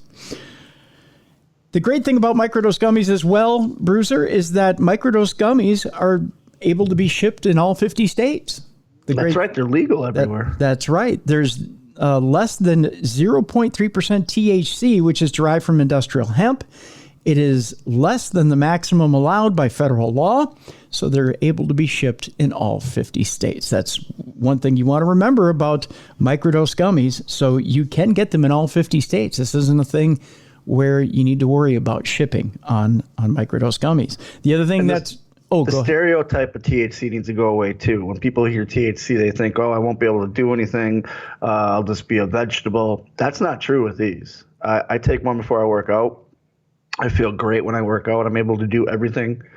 Doesn't alter me at all other than the pain and the anxiety. And before my big underwater needle point, I'll take one, and it gets rid of the jitters. It's like I said, there's a stereotype with THC. These are complete opposite of that. You get energy. If you take the daytime ones, it's energy. You take those nighttime ones, like you and I were talking about earlier, you get that good sleep. Mm-hmm. You don't have to worry about getting high or body blow or all that.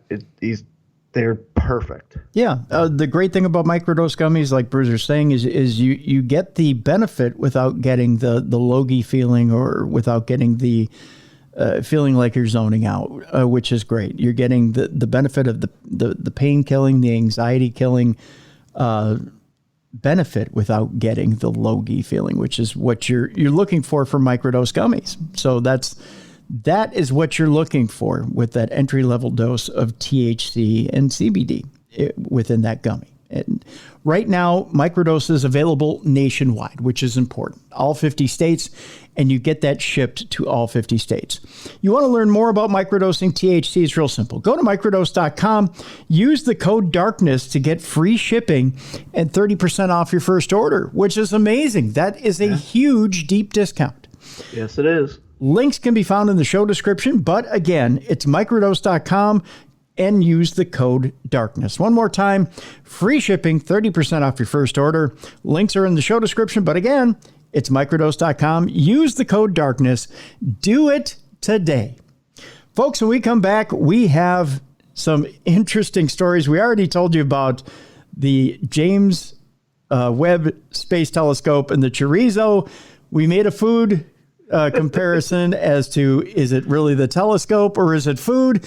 Next, we're going to tell you about cryptids. Is it a scary cryptid or a bowl of spaghetti? We've got that and much, much more. It's coming up next here on the best in paranormal podcasting, Darkness Radio.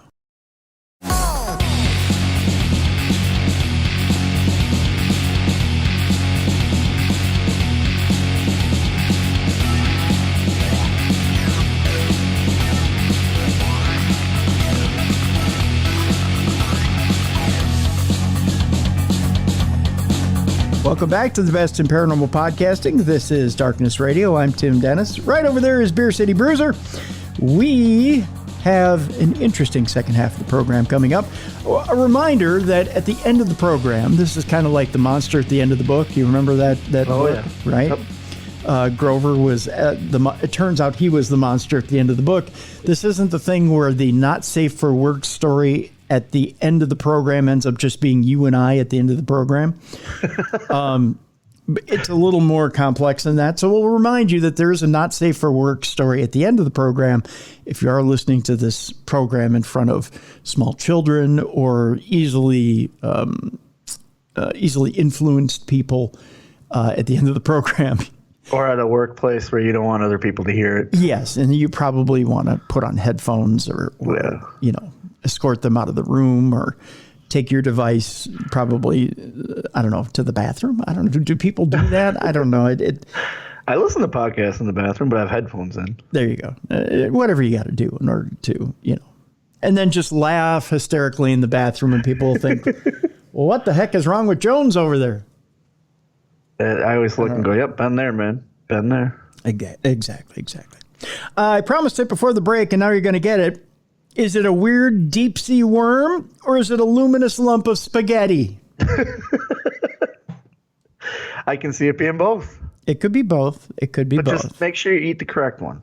Yeah, well, yeah. Otherwise, you're going to end up with a mouthful of cryptid. A bizarre seafloor creature covered with luminous orange spaghetti-like tentacles recently made its internet debut in newly released video footage. The unusual pom-pom-shaped creature is actually a type of segmented marine worm known as a polychaete. Sure. Oh, sure. I'll go with it. And it belongs to an appropriately named group, spaghetti worms.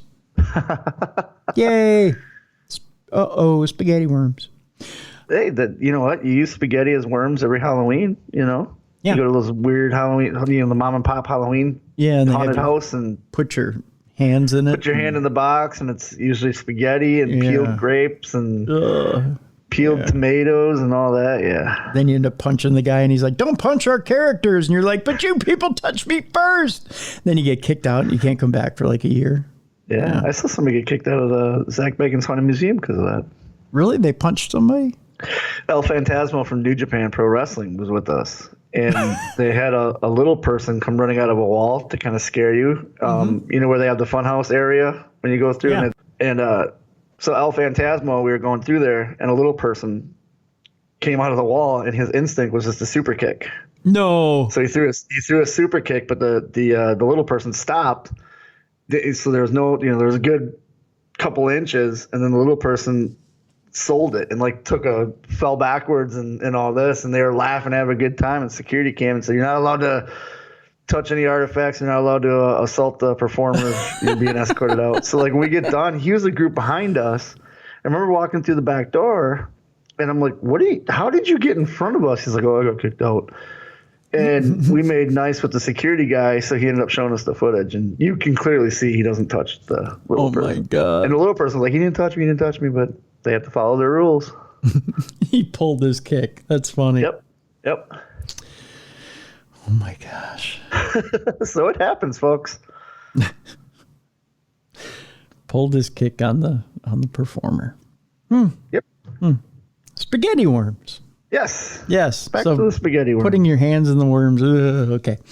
So researchers from the Monterey Bay Aquarium Research Institute, or MBARI, captured footage of the pasta mimicking worm in 2012 using a remotely operated vehicle, or ROV, while they were exploring the Gulf of California off the coast of Mexico. So that's where you find the spaghetti worms, evidently. Okay. Yeah. Okay. So it's funny that they're in a Spanish area, not an Italian area. I know, right? You would think they'd be off the coast of Spain, somewhere near Italy. Yeah. I don't know my geology very well. I don't know that those are even close together. There's an ocean between them, but that's all right. It's funny. There's a marine animal, so it's okay. Yeah. It's funny they're not off the coast of France, somewhere near Portugal. I don't know. It's funny they're not off the coast of Arizona. Yeah. Somewhere near New York. They released the video July 1st on MBARI's YouTube channel to celebrate World Polychate Day. Sure. They have their own day? How'd they get their own day? I don't know. Everybody's got a day, I guess. I don't even know about these things, this story, so how come I get a day? Yeah, I don't know. This particular species of spaghetti worm has yet to be officially named, but it belongs to the genus Biremis? Biremis. Biremis. Biremis. It has no eyes or gills, and it uses its colorful tentacles to catch the tiny pieces of organic detritus. Yeah, detritus. It's known as marine snow. That cannot be. No. I would not call it marine snow. I'd call it marine dandruff. Yeah. Especially Which if is also dry. Yeah. Like, are we in SpongeBob now, where we can have fire underwater? Yeah. It feeds on that, by the way. It feeds on organic dandruff. But it stays away from the yellow one. Yeah. You never eat yellow snow. No, you never eat the yellow snow. Most spaghetti worms live in burrows or tunnels below the seafloor and only poke their noodle-like tentacles into the water to snatch up bits of food. I tried that when I was single. It didn't work. No? I don't know. Dangled my noodle in the water. Yeah. Do you ever get it bit by a walleye? Yeah, that hurt. Yeah, I bet. Ripped it right off. Yikes. But this Biremis worm spends its life above ground and has previously been observed swimming through the water or crawling along the seafloor to find locations where food is plentiful, according to MBARI. Another group of MBARI researchers first discovered the unnamed spaghetti worm species in 2003 after spotting it in the Gulf of California, using a different ROV. Evidently, I'm going through puberty again. But nearly 2 decades after that initial sighting, scientists are still working toward naming the species. Although giving a species its own name would simply be a simple process, it actually takes a lot of time and dedication to collect specimens, examine key features, sequence the DNA, and assign a specific name, said a lazy MBARI representative. It's funny. I had to do all that to name my children, too. Yeah, right? I mean, yeah. They're just lazy over there. Yeah. It's unclear exactly how deep this worm can reside, if you know what I mean. That's what she said. Yeah, hey-o. But a majority of sightings have occurred below 6,500 feet beneath the surface, according to MBARI. The spaghetti worm highlights how little scientists know about deep-sea species and the roles that these animals play in their ecosystems. Continued exploration of the deep ocean and creatures that live there is vitally important, especially as many deep-sea ecosystems are being degraded by destructive practices like deep sea mining, and Bruiser sticking his junk in the water. 'Cause he can get down there a little ways. You know what I'm saying, ladies? He's got a bit of a reach. I'm just saying. No. Yeah. No. No. Nope. No. Not 6,500 feet. Yeah, it was actually me they were filming. My bad. Yeah, is that a spaghetti worm? No, that's Bruiser. He's out there fishing. Just saying. Yeah. We'll go on to other. I'll tell Mrs. Bruiser, hey, call it the spaghetti worm next time. Call it the spaghetti worm. The Tale of Bruiser and the Spaghetti Worm. That sounds like a kid's book, doesn't it? It does. Like me, like hunting this cryptid spaghetti thing. Bruiser and the Spaghetti Worm. Yeah. Like James. It's a sequel to James and the Giant Peach. Yeah. Bruiser and the Spaghetti Worm. I think I'm going to write that book. I might make a little bit of cash off that. There you go. It's Pay me some residuals. It's gonna be in the adults only section, though. Bruiser and the Spaghetti Worm. You know what? We're going to talk a little bit more cryptids. We're going to talk about the most dangerous creatures in the world of the paranormal and why you should avoid them. There's an article in mysteriousuniverse.org that says you should avoid certain creatures. The Nialmo is a huge, dangerous offshoot of the abominable snowman. The Nialmo? The Nialmo. Okay. Nyalmo. Where's he found? It is, they say it's a huge, dangerous offshoot of the abominable snowman. Bernard Heuvelmans is one of the most important figures within the field of cryptozoology. Said that during the course of his research into the Yeti of the Himalayas, he learned of no less than 3 distinct kinds of creatures that roam the vast mountains. This opinion, said Heuvelmans, was confirmed in 1957 by a Tibetan lama. Lama? Yeah. A llama told him? Again, not like the animal. What's going on, boy? What's going on? Tell me about the snowman. Yes, you can. Called. Did that snowman scare you? He's just scary. Are you okay? Yes, he is. You're scary snowman. Let me do an impression. Roar, roar, roar, roar. We're gonna get killed by a Bigfoot one day because we're gonna be camping and you and I are just gonna start making fun of him and he's gonna kill us. Yeah, it's gonna be. So you think I'm scary, do you? Oh, look at you! Oh, look at you! So a Tibetan Lama named Punya Bhaira. Boy, he doesn't sound scary at all. No, he doesn't. No, he's a high priest of the monastery at, is it Budnath? Budnath, who spent So I thought Dalai Lama was the guy's name. Mm-hmm. Lama's just the title, huh? Yes, Lama is a title. Oh, yeah. I thought it was just the last name. No. No, his first name's not Dolly, like Dolly Parton, and his last name's not Lama. That's what I thought. No. Dolly, let's see your tits. No, it's not. My bad. Yeah. You hit that for a living. No, yeah. So all that beer's going to your head. It is. Yeah, no, it's Lama is an actual holy man. Yeah. Okay. I'm sorry, all the llamas listening. I didn't know. Who's a cute little llama? Who's a cute one?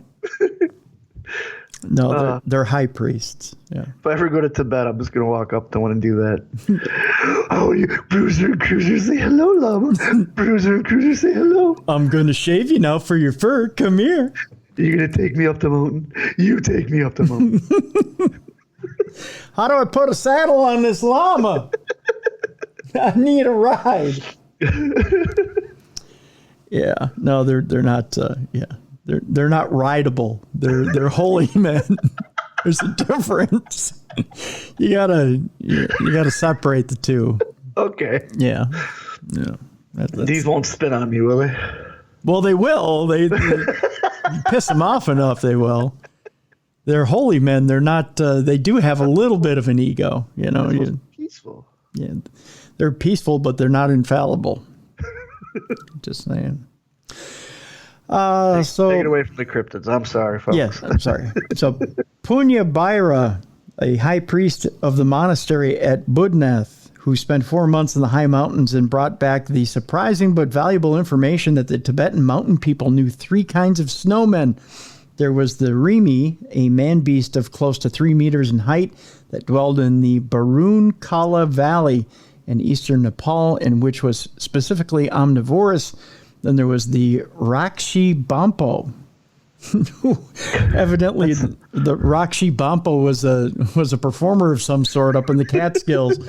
A beast of roughly human proportions, which Heuvelmans said must be the Sherpa's reddish Yeti or Maite, who I believe was married to Prince, which leaves the footprints 20 to 23 centimeters long that the Daily Mail expedition found in such quantity. Finally, there's the imposing and terrifying Nyalmo.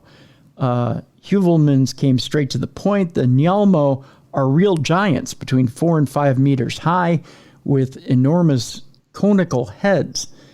He continued, their cone heads. They wander in parties among the eternal snows above 4,000 meters. In such empty country, it is hardly surprising that they should be carnivorous and even man-eating. It'd be terrifying to see 4 or 5 cone-headed creatures that big walking at you. Yeah, that's true. It says now on to another dangerous beast. I don't know. The llamas were pretty terrifying. We move on to the Wendigo, which is a very much misunderstood monster, one which is a staple part of the folklore and legend of the Native American tribe known as the Algonquin.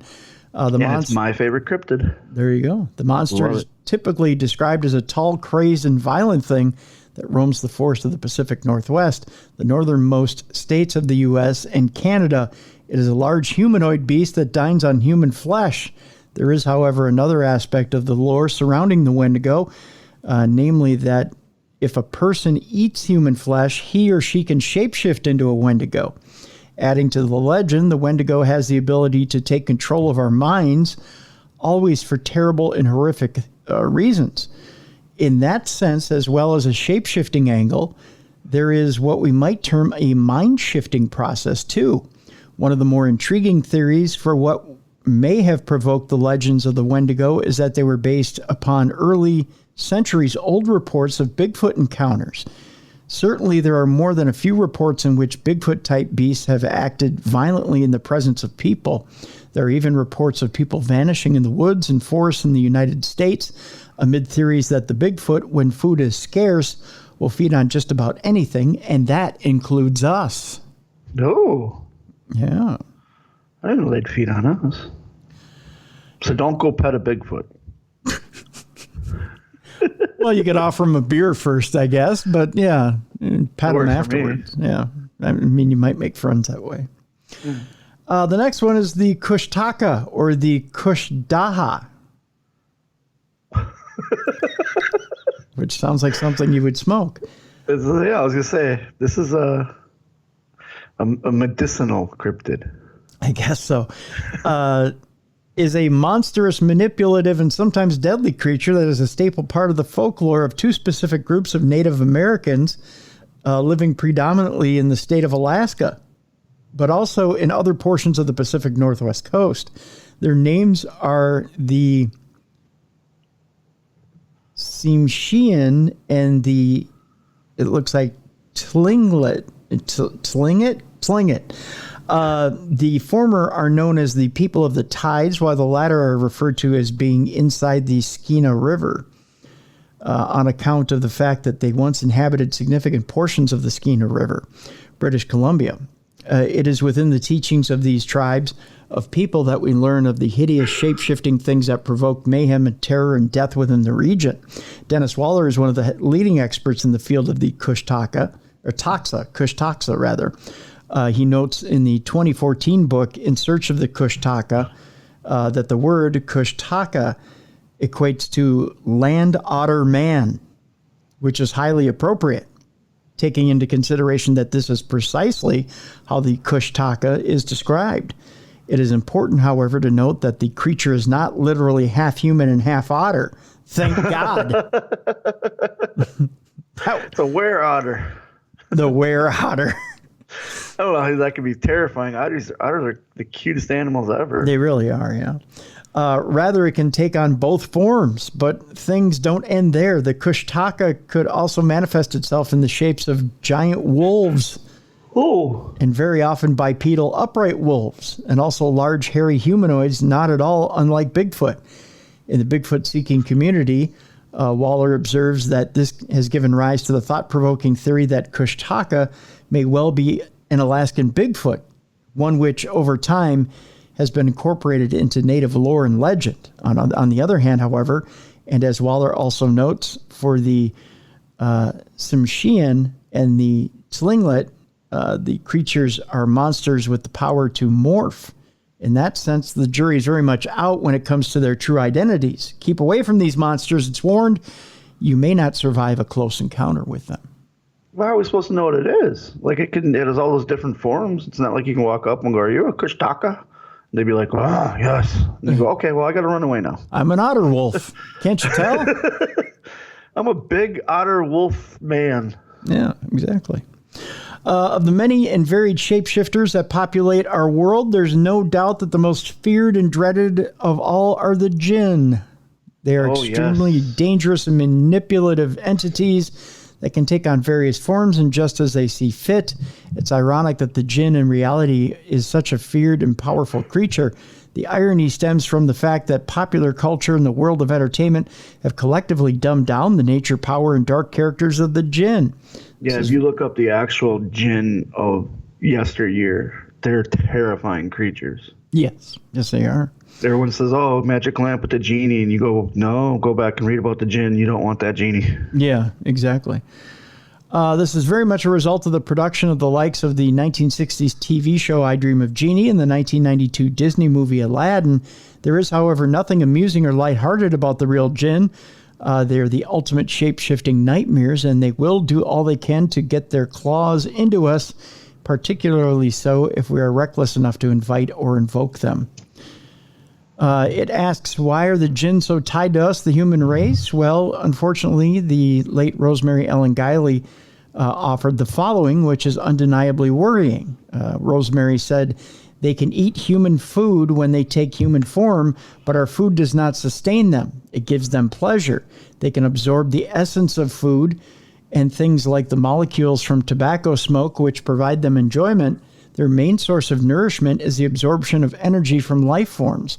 The best is the draining of a soul, but is difficult to do and is considered unlawful. It is, however, practiced by certain powerful renegade jinn.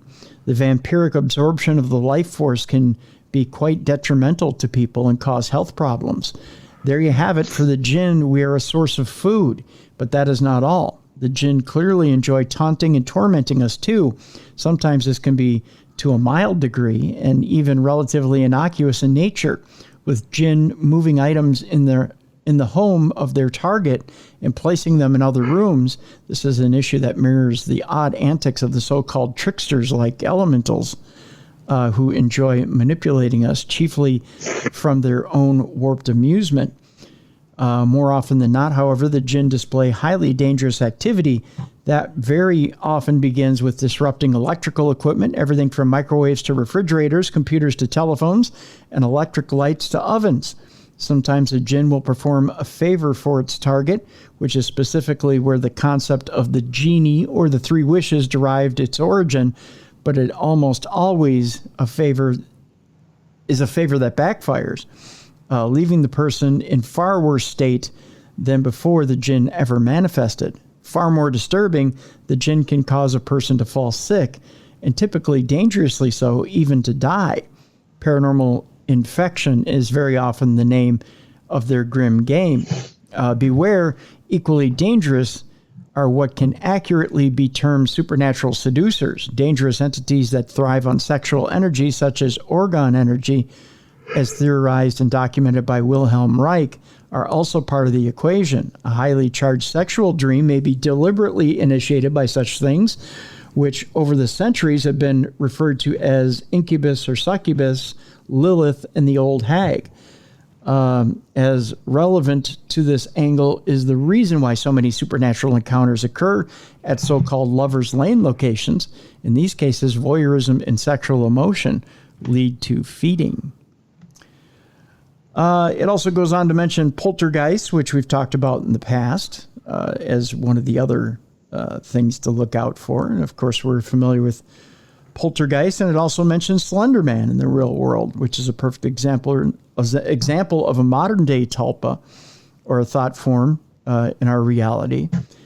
And we've dealt with that and talked about that as well. They talk about the Men in Black fall into the category, which have had UFO encounters and have been visited by the pale-faced ghouls, known as the MIB, state that while being threatened and intimidated by the Men in Black, they've felt cold, clammy, weak, and lightheaded. People that have been visited by the MIB, as many of the unfortunate witnesses have stated, it's as if the MIB are draining them in the same way that a flashlight drains a battery, which is interesting in itself. So if you ever want to see a really good episode of Supernatural, which is a fantastic TV show, the Jinn episode is really good. That's where you learn a lot of the history of the Jinn and how dangerous they really are. Yeah, most definitely. You know, would the MIBs, would they be classified as like the black-eyed kids? Almost the same? Because it's almost the same feelings you get, right? It kind of, no, they're different though. MIB is not something that, you know, they asked for permission to be let in and all that other stuff. And they don't, okay. Yeah, with black-eyed kids, they ask for permission to be let in. People are never heard from again. Yeah. That give that permission. I mean, they're a little different phenomena. Okay. Yeah.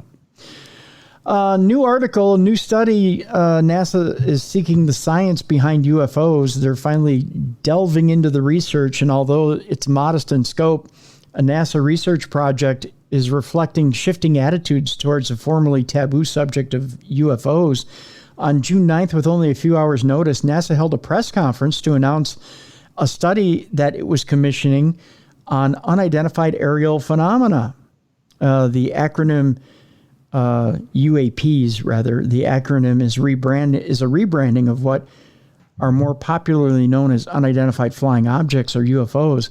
A topic is usually associated with purported extraterrestrial visitations and government conspiracy theories. The question on the public's mind was why one of the U.S. premier scientific agencies was getting involved in something often considered to be at the farthest fringes of respectability.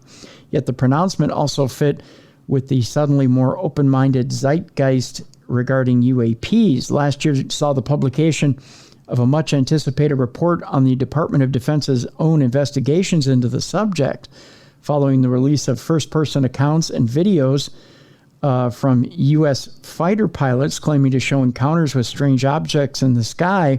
High-profile coverage in mainstream media and open congressional hearings about UAPs have kept the matter circulating in the public realm. A month after the Pentagon's report came out, theoretical astrophysicist Avi Loeb, former chair of Harvard University's astronomy department, announced a private initiative called the Galileo Project, which is aimed at searching for potential evidence of alien technology here on Earth. What NASA can bring to the discussion is as yet unclear. The agency has set aside a slim $100,000 for the 9-month study, less than the typical funding it provides for exploratory studies of unconventional technologies, such as space telescopes with kilometer-scale mirrors or interstellar probes propelled by giant laser beams, helmed by the well-respected Princeton University astrophysicist David Spergel. The investigation intends to identify existing and future data sets that scientists could use to advance their understanding of UAPs.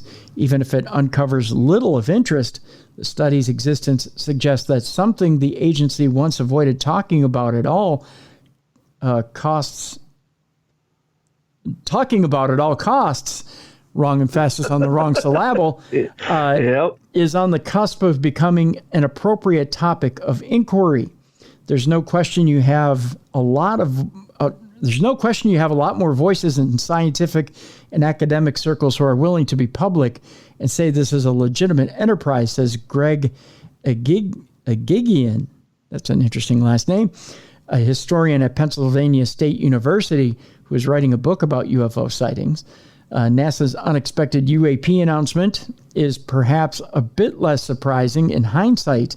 The agency's current administrator, former astronaut and Senator Bill Nelson, told reporters last year that he was sure U.S. pilots who reported mysterious encounters saw something and their radars locked onto it.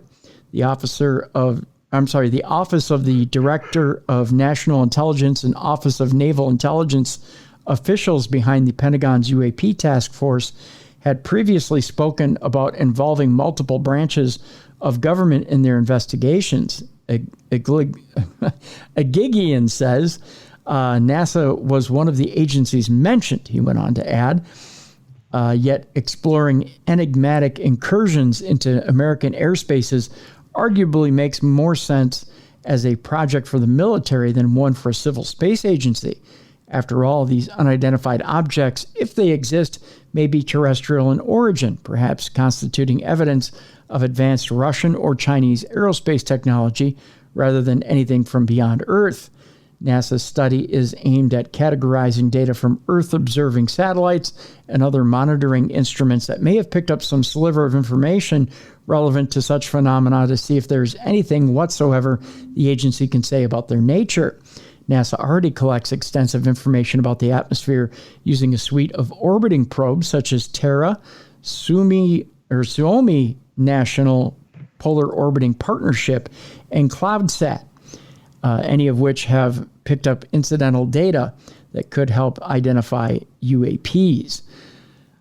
Thomas Zurbuchen went on to say that we have the tools and team who can help us improve our understanding of the unknown.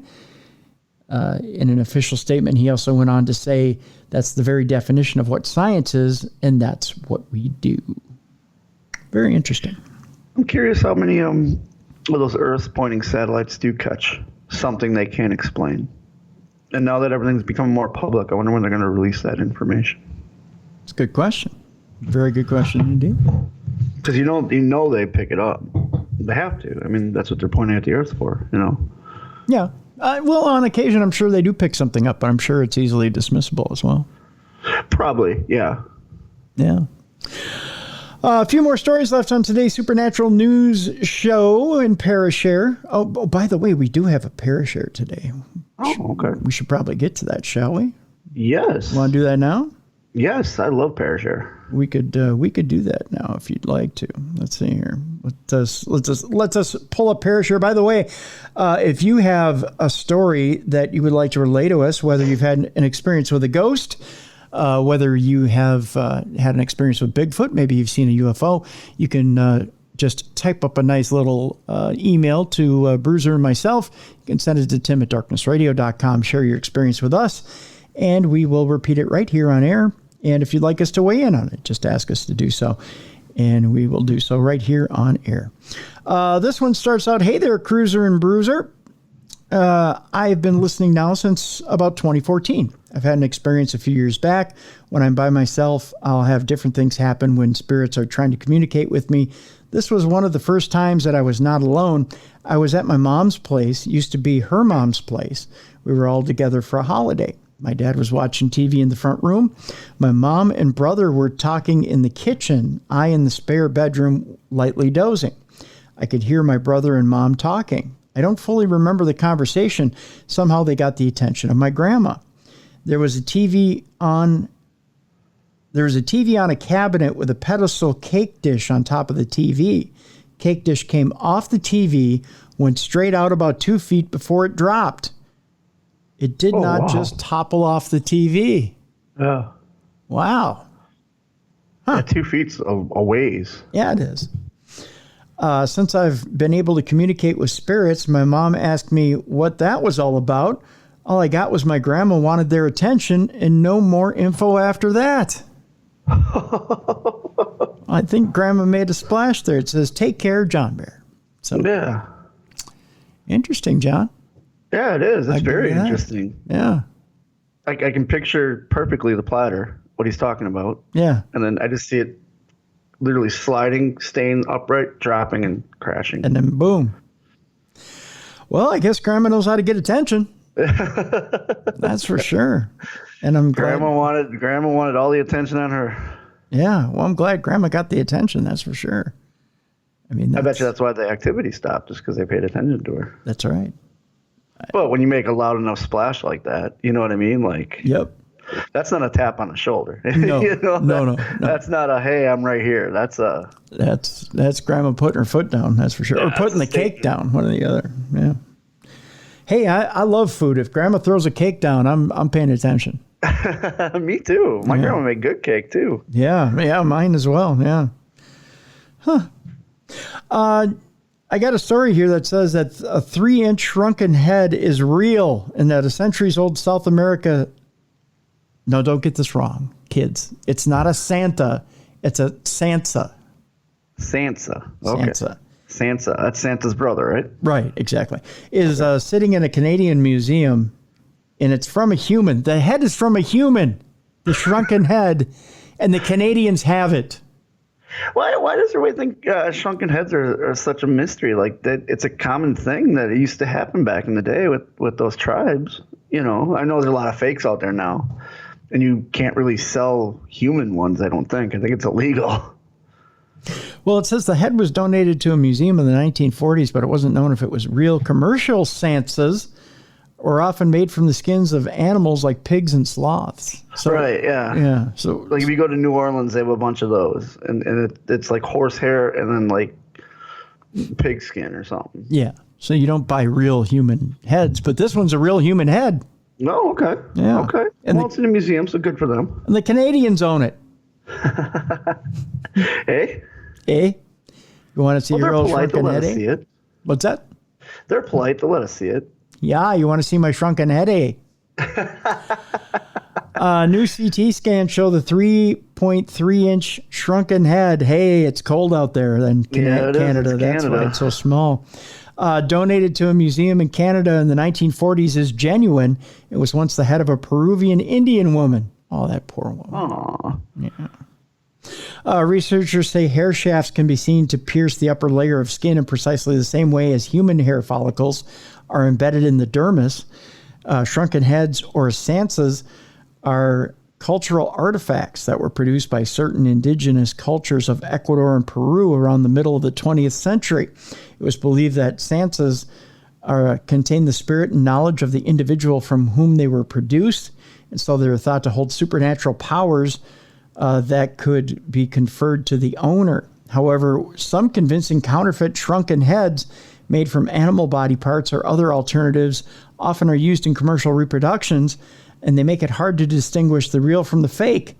Commercial sansas were often made from animal skins, including pigs, monkeys, and sloths. Using clinical computed tomography, or CT, and high-resolution micro-CT scans, researchers were able to determine the sansa currently held in the collection at Chatham Kent Museum in Chatham, Ontario, is in fact a real human remain. CT scans produce two-dimensional images of a slice of a body or body part, which are then collected and layered to construct three-dimensional images. This technique really redefines archaeology because traditionally archaeology can be aggressively destructive, says Lauren September Poeta. That's a heck of a name, Lauren September Poeta.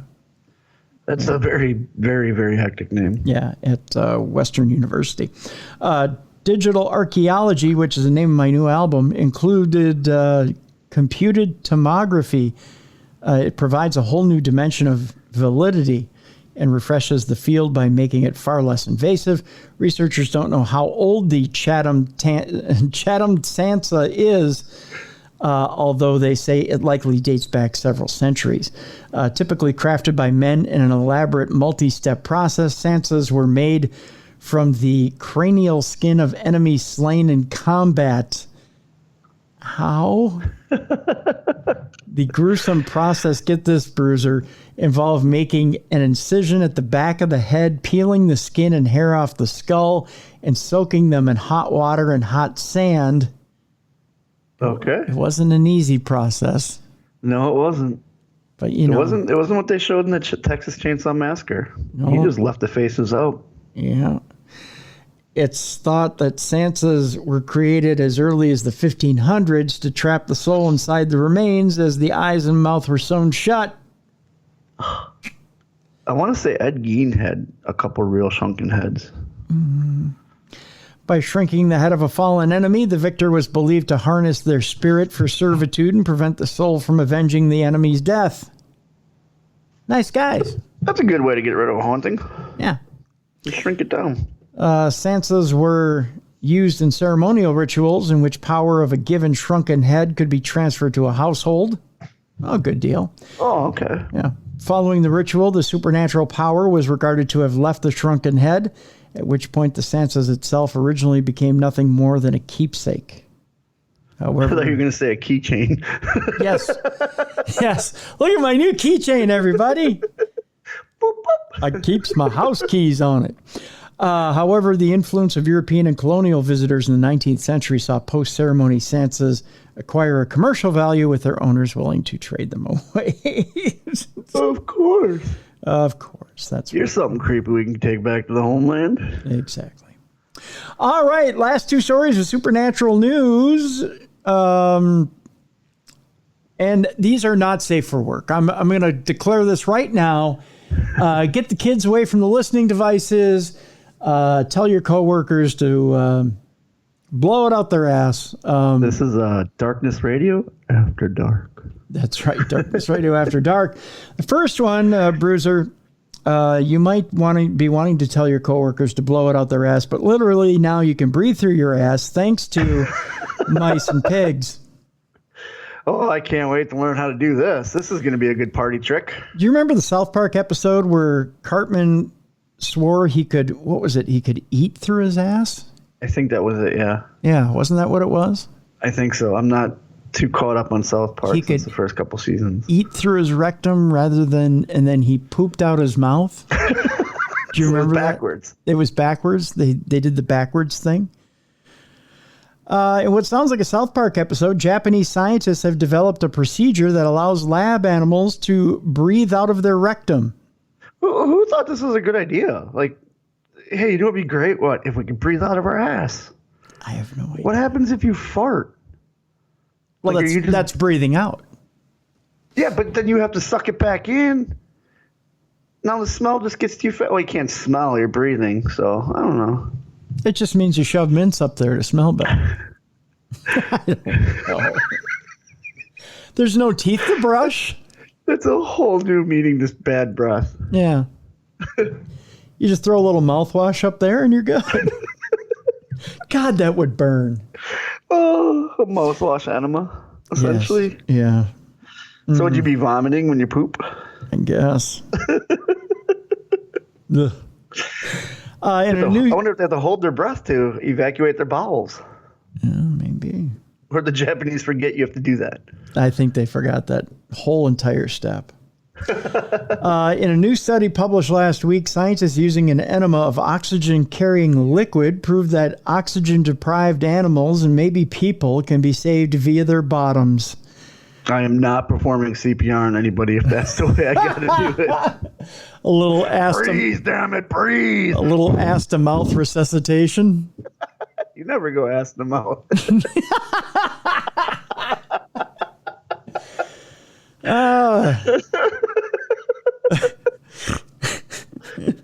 Little Clerks 2 reference. Quick. We need to save this person's life. Does anybody know how to toss a salad? Quick, we have to perform CPR. Why are you removing his pants? Just go with it. Just go with it. According to the New York Times, Dr. Takanori Takebe a.k.a. Dr. Freaky. Dr. Tongue of the Tokyo Medical and Dental University. Of course he is.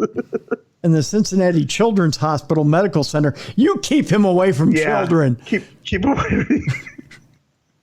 You are not getting near children, sir. I got to incubate. Quick, give me the lube. Started alternative oxygen delivery research during his father's struggle with lung disease. Oh, Daddy, bend over. I'll save you, Daddy. I'll save you, Daddy. I've always felt I needed to blow it up Dad's ass. It's a whole new colonoscopy procedure then, isn't it? I guess. Well, ventilators are helpful, Dr. Takebe said. They're not always available and can break. So, his What? natural progression was sticking something up someone's ass. What are you doing to that ventilator? Attaching it to asses, obviously. Now, Tim, we don't want you sitting right now. You're on the ventilator.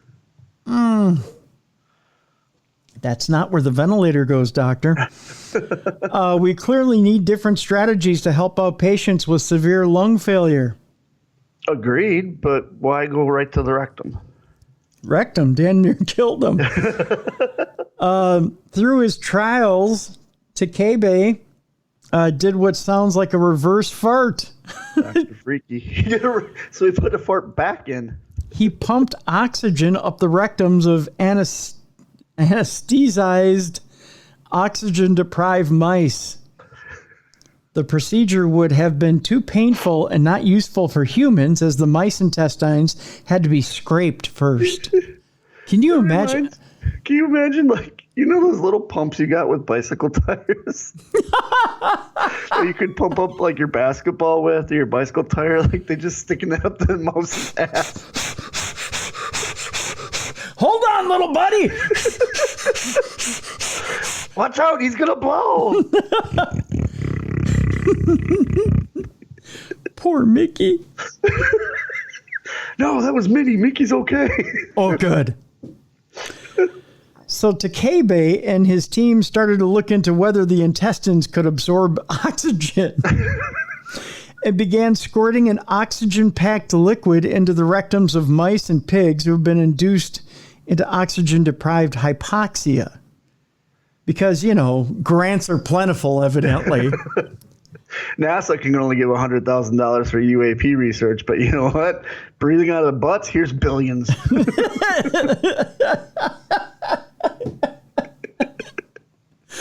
I can't wait to get the new scuba gear. Yeah. The mice started walking around again. The pale skin of the anesthetic just shot liquid up their ass. They're probably going, I gotta go. Energy. You just got a liquid oxygen enema. Of course you're running around. The mice started walking around again. The pale skin of the anesthetized pigs turned a healthy pink, the Times reports. Okay. They're completely recovering from the very, very severe hypoxia, Takebe wrote in the paper. That was really astonishing to me. You oxygen starved them, then you gave them an oxygen enema. Of course they're running around. Because he's single. You know he's single. You know he is. Yeah. He's basically doing autoerotic asphyxiation in the closet at home in between work shifts. He's just taking the vacuum, turning it on, blowing, sticking it up his ass while he strangles himself.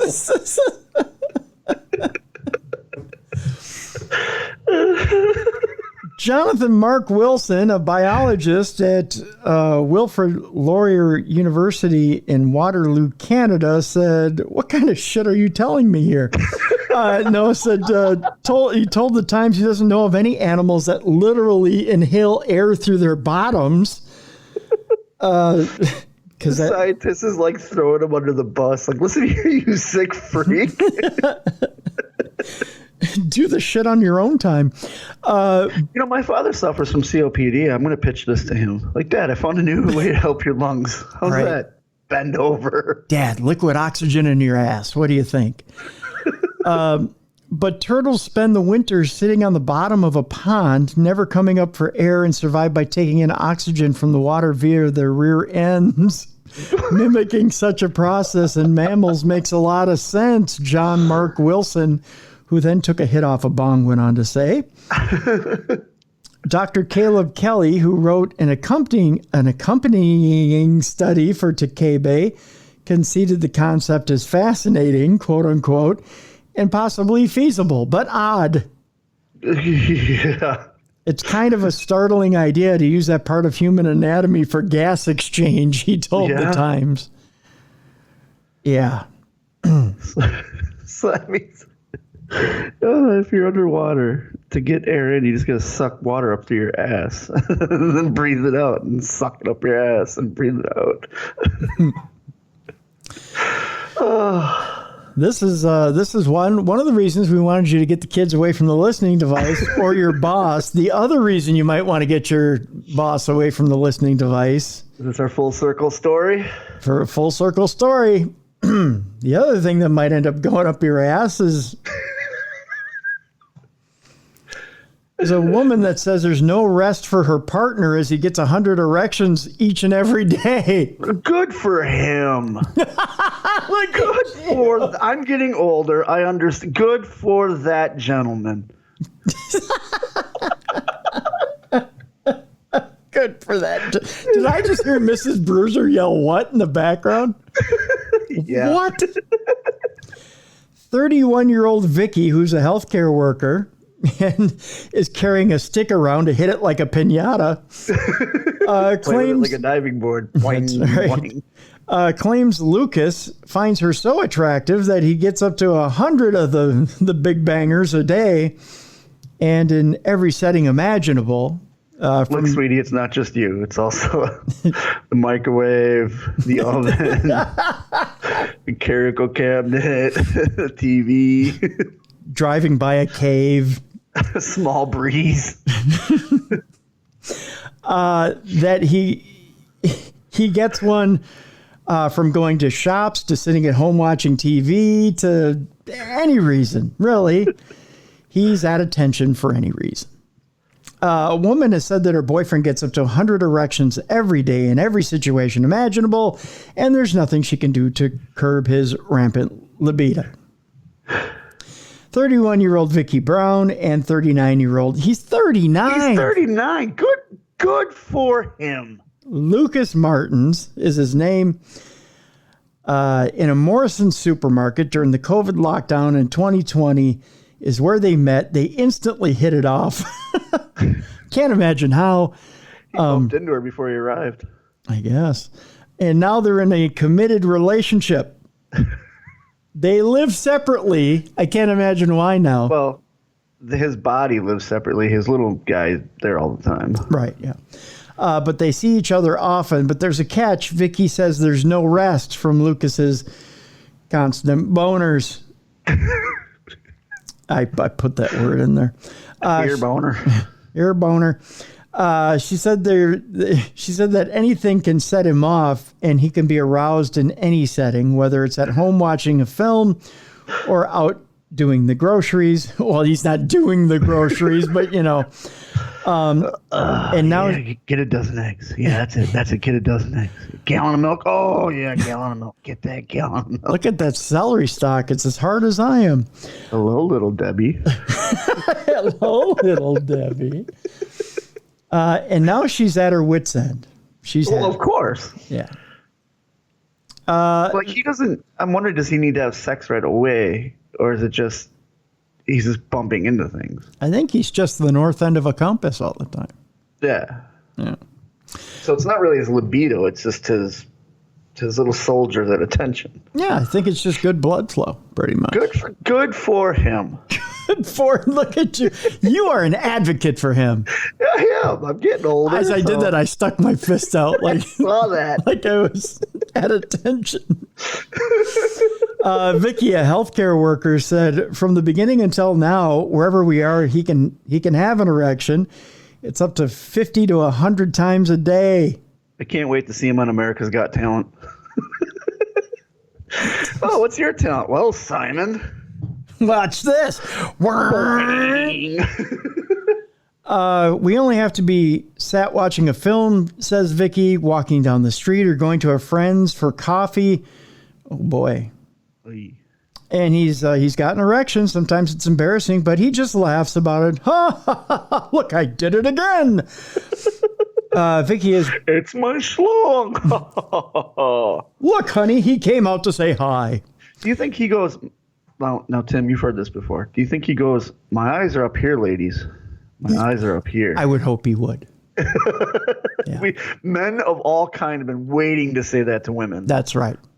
My eyes are up here, lady. He's our knight. He's I'm doing it now. I can't. You're sticking your fist out like that too. I'm more than what's between my legs, ladies. Vicky had previously been single for a number of years after ending her relationship with her children's father when she met Lucas. Well, that's romantic. Who now has a small baby between his legs. The couple who are overseas are from Stoke-on-Trent, who's now stoking a Trent between his legs. Met when they were both in Morrison's during lockdown in 2020, and Lucas called Vicky beautiful after seeing her in the queue or in line. Oh, how romantic. Then he tapped her on the shoulder, but he was still an aisle back. That's true. He tapped her on the shoulder from 3 people back. Yeah. Despite turning him down when he first asked her out. Well, yeah, that's got to be creepy. Like a dude walks up and he's already all ready to go. And, no, you're very beautiful. Keeps trying to push it down when he's talking to her. Lucas, the sweatband, like how you used to pull it up and put your sweatpants band over it to make sure it didn't move. Yeah. Oh yeah, we all hit puberty. Yeah. Lucas eventually won Vicky around, and they ended up going on a date together. Since then, they've been together for 2 years, and despite living separately, they see each other regularly. She says his constant desire for the boom boom cuts into her own time. Oh, poor you. Aww, she just wants to do the crossword puzzle. That's right. And she struggles to keep up with chores and appointments while meeting her amorous boyfriend's desires. She can say no. Not again. She bends over to pick up her keys and, what's that? Hello. Despite mentoring the matter to a doctor, or mentioning the matter to a doctor, she mentored to a doctor as well. This guy really needs to get a hand on it. I guess, maybe a couple. Despite mentioning the matter to a doctor, he has been told it's not a medical issue. See? Yeah. And says just wait 10 years, he'll have a problem. He claims this has never happened before meeting Vicky. I don't believe that. I guess not. Maybe he's just now hitting puberty. Because I mean, think about when you hit puberty, when men hit puberty, anything sets it off. That 12 to 14 age, like anything sets it off. You know, so I think he's going through that now. Okay, well, wait a minute. Okay, so here's what Vicky says. Vicky says, we actually met in Morrison's. I was in my uniform with wet hair and a mask on. And as we were queuing up, he walked around the corner with a massive piece of filet steak in his basket and said, wow, aren't you beautiful? She's got a mask on. How do you know? I don't know. We got speaking and I turned down 3 coffee dates at the start because I was so happy being on my own. We would never have met unless we bumped into each other in Morrison's. And really, who wants to go on a coffee date? Like, hey, let's go to a place where we're just getting stuff that's going to make our breath stink and have to poop in 10 minutes. That's a good point. Through the whole relationship, he's always had an erection, she said, in shops, restaurants, the gym. There's no rest from it all. Oh, that would bug me if I was in the gym and he was walking around like that. Like, hey, man. Hey, settle down. It's not that exciting to be here. Good for you, Tiger. That's right. You can't be that excited to bench press. There's no rest from it all, and I just wondered if any other couples are the same. We wish. Right. You know what'll get it down? Just let her nag him a little bit. I was going to say, yeah. I know how to. And then... Yeah. I can send people over to get that going. Mrs. Bruiser isn't in the room right now, is she? And she listens, so I'm paying attention to my words. Yeah. I never said that. There you go. I said I can send someone. There you go. In bed, it's the same, Vicky says. He can go to sleep with an erection and wake up with one, even though he does night shifts. There's no change in it at all. It's every single place we are. We can be having a perfectly normal, everyday conversation like, shall we go and climb this mountain next weekend? And he has an erection. Well, you just said go climb the mountain. Yeah, I mean, that's suggestive, right? I'm He's like, doing I the got your crotch. walking stick. Let's do this. See, I got your walking stick right here. See, you even drew the parallel. Yeah. Yeah. She says, I can come down the stairs and walk past the glass door and be in the next room and it still happens. Well, that's because you're behind glass. Yeah. Yeah. You're checking all the boxes for him. Yep. I've spoken to him about it, and he always believed in good intercourse with his woman and wife to be. He says it will bring the relationship closer, and I do believe that too. And he just wants me all the time. Well, how is that bad? I was going to say, why is she complaining? Yeah. At least he's got his eyes on you. He's not like, oh, yeah, babe, whatever, blah, blah, blah. Yeah, at least it's her. It's not like he sees a lemon and it pops up, you know? Yeah. Like, it's her. Yeah. Lucas, who works in management, said, it just seems to be natural. I've got a wonderful woman next to me. She's a goddess. She only needs to look at me and speak to me, and I get hungry for it.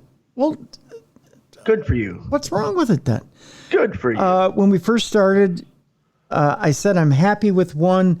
As long as we get on in all aspects, we'll be fine. And after a year, when most couples would die down, months and years go by and we get hungrier for each other. Well, okay, success story. There you go. Yeah. Yep. This is a success story. Yeah. He says if that pheromone and testosterone just link together correctly, I can easily come to bed and look at Vicky and have an erection. I fall asleep with one and wake up with one. Well, God love you, man. Yep. Chemical attraction. Good for you. Yep. Chemical soulmate. You found your one. There you go. Yep. Exactly. Well, two, her and his. Well, it sounds like he found his one. She's wanting to run for the hills. I don't know. Well, you know what? She doesn't have one, so she doesn't know if it's normal. Like my wife's asked me questions. If she sees something, she's like, "Is that normal?" And it's like, "Why you ask?" Oh, that's right. You don't have one. I don't know. Is that? I don't know. Is that weird? I mean, you know what? There are, but there are couples that have different attraction levels. Like, like the guys. Well, yeah, you're not always on the same page. Yeah. You go back and forth. Yeah. But I know, like, I'm assuming most women are curious as how that works because they don't have one. Where we had it our whole life. you know, like, I don't know. We know what, like we've done our research on it. Yeah, I don't know. Maybe it's just that way. Maybe guys are just more attracted to the women in their lives. I don't know. And then you know what happens is we get browbeaten, and before you know it, we're in a corner of the yard throwing a ball. Yeah, exactly. Then we don't want to hear it anymore. It all goes back to yesterday's conversation. Yes, it does. We're throwing a ball. We're working on an engine, and then before you know it, you successfully have gotten rid of us. Yeah, I know. If mine got erect that much, I get yelled at. Again? Come on! What the hell's the matter with you?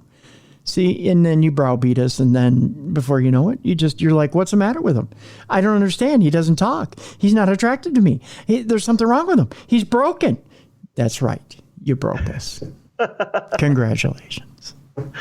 Yes. See how that works? And then before you know it, we're out seeing ghosts. Yeah. Yeah. And I'm okay with it. Yeah. And then here we are. We're on the show. Without 100 erections a day. That's right. That would be tiring. Would it? That would be I think I'd get tired after a while. You know what would happen? All the blood would drain out of your head. You need a nap. Wouldn't you? I'd have to nap. I think so.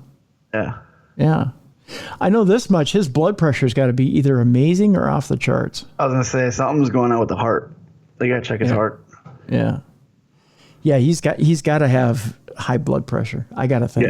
Yeah. You definitely. Yeah. There's something wrong there.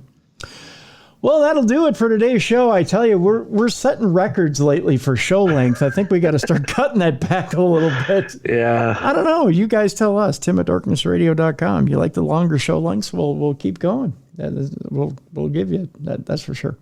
Hey, we're having fun. Yeah, that's for sure. Tomorrow's show, we're going to talk about ghosts either way. I tell you, it's an embarrassment of riches lately. We've had lots of guests step up lately.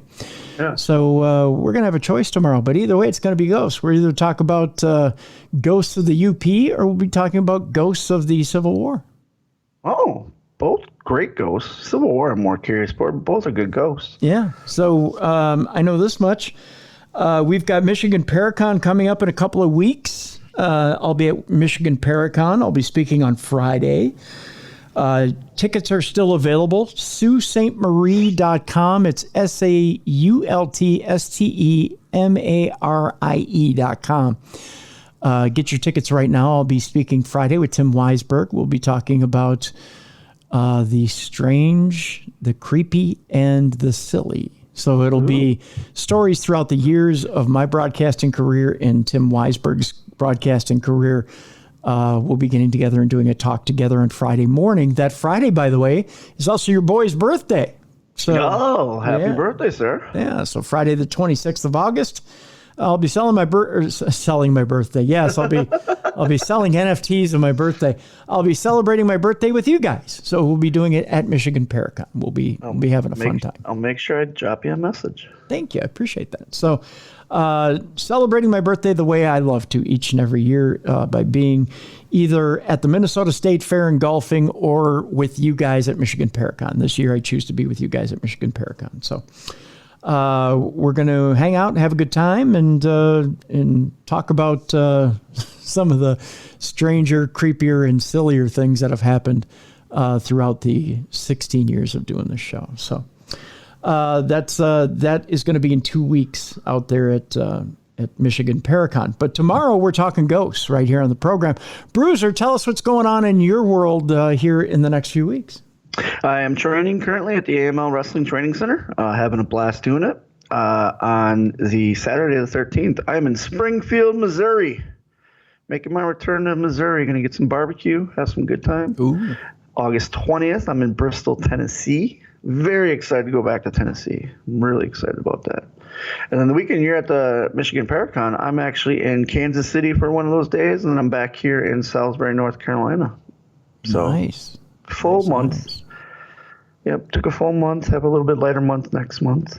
Because like I told you, I've been doing those urban legends around here, and I found a couple places I wanted to just go and investigate. And I convinced Mrs. Bruiser to go with me, and we're just going to go see what we can see. And I'll report back to everybody here. Nice. Yeah, I was going to say, I mentioned it before, but I'll mention it again. Next year at Michigan Paracon, I'm hoping to get you out there with me. So I think next year for Michigan Paracon, I think it'll be the Cruiser and the Bruiser. We'll have, I think the two of us will go out there. And that'll be fun. I would love to meet our fans. So yeah. I know a couple are coming to Tennessee. When I posted the Tennessee poster, a couple listeners saying they're coming by. Good. Yeah, so it'll be very interesting. And please stop at my table, say hello. I'll tell Cruiser you say hello too. So yes, please do. Yeah, if Bruiser's in your area. And by the way, you can follow him on social media, and he posts. He's quite good about posting where he's going to be. Stop by and say hey to Bruiser, and bring him goodies. Yeah, I love it. I'll take it. Bring him goodies. Stop by and say hey to Bruiser in whatever town he's in, if he's in your town. But yeah, stop by and support Bruiser. We appreciate that. Definitely. But like I said, tomorrow on the show, we're talking ghosts. I know that much. And we'll have some good shows coming up for you in the next few weeks. I've got some interesting plans for you for the next few weeks. And we're going to be catching up with some old friends in the next few months. So we've got that going on. Folks, I want to remind you again to support our sponsors. Our sponsors are what makes the show tick. Today's sponsor is Microdose Gummies. I want to remind you as well, save on Microdose Gummies. Go to microdose.com to learn more about microdosing THC. They ship in all 50 states. Why, you may ask? It's this simple. Microdose Gummies are a simple mix of CBD and THC in the gummies to help relieve pain, to help relieve anxiety, to help you sleep better. That THC is less than the maximum allowed by federal law, less than 0.3% THC derived from industrial hemp. It'll help you sleep better. It'll help you get out of pain, help you get out of anxiety. It'll help you improve your life. It's real simple, folks. They ship to all 50 states because there is less than 0.3% THC. Learn about microdosing right now. Go to microdose.com and learn about microdosing THC and learn about microdose gummies. While you learn about microdose gummies, save yourself some money. Get free shipping. Get 30% off your first order by using the code DARKNESS. Do it right now. Again, go to microdose.com, save 30% off your first order, get free shipping. Do it today. We want to thank Microdose Gummies for sponsoring the program today as well. Folks, tomorrow on the show, it's Ghosts. Ghosts, right here on the best in paranormal podcasting. This has been Darkness Radio.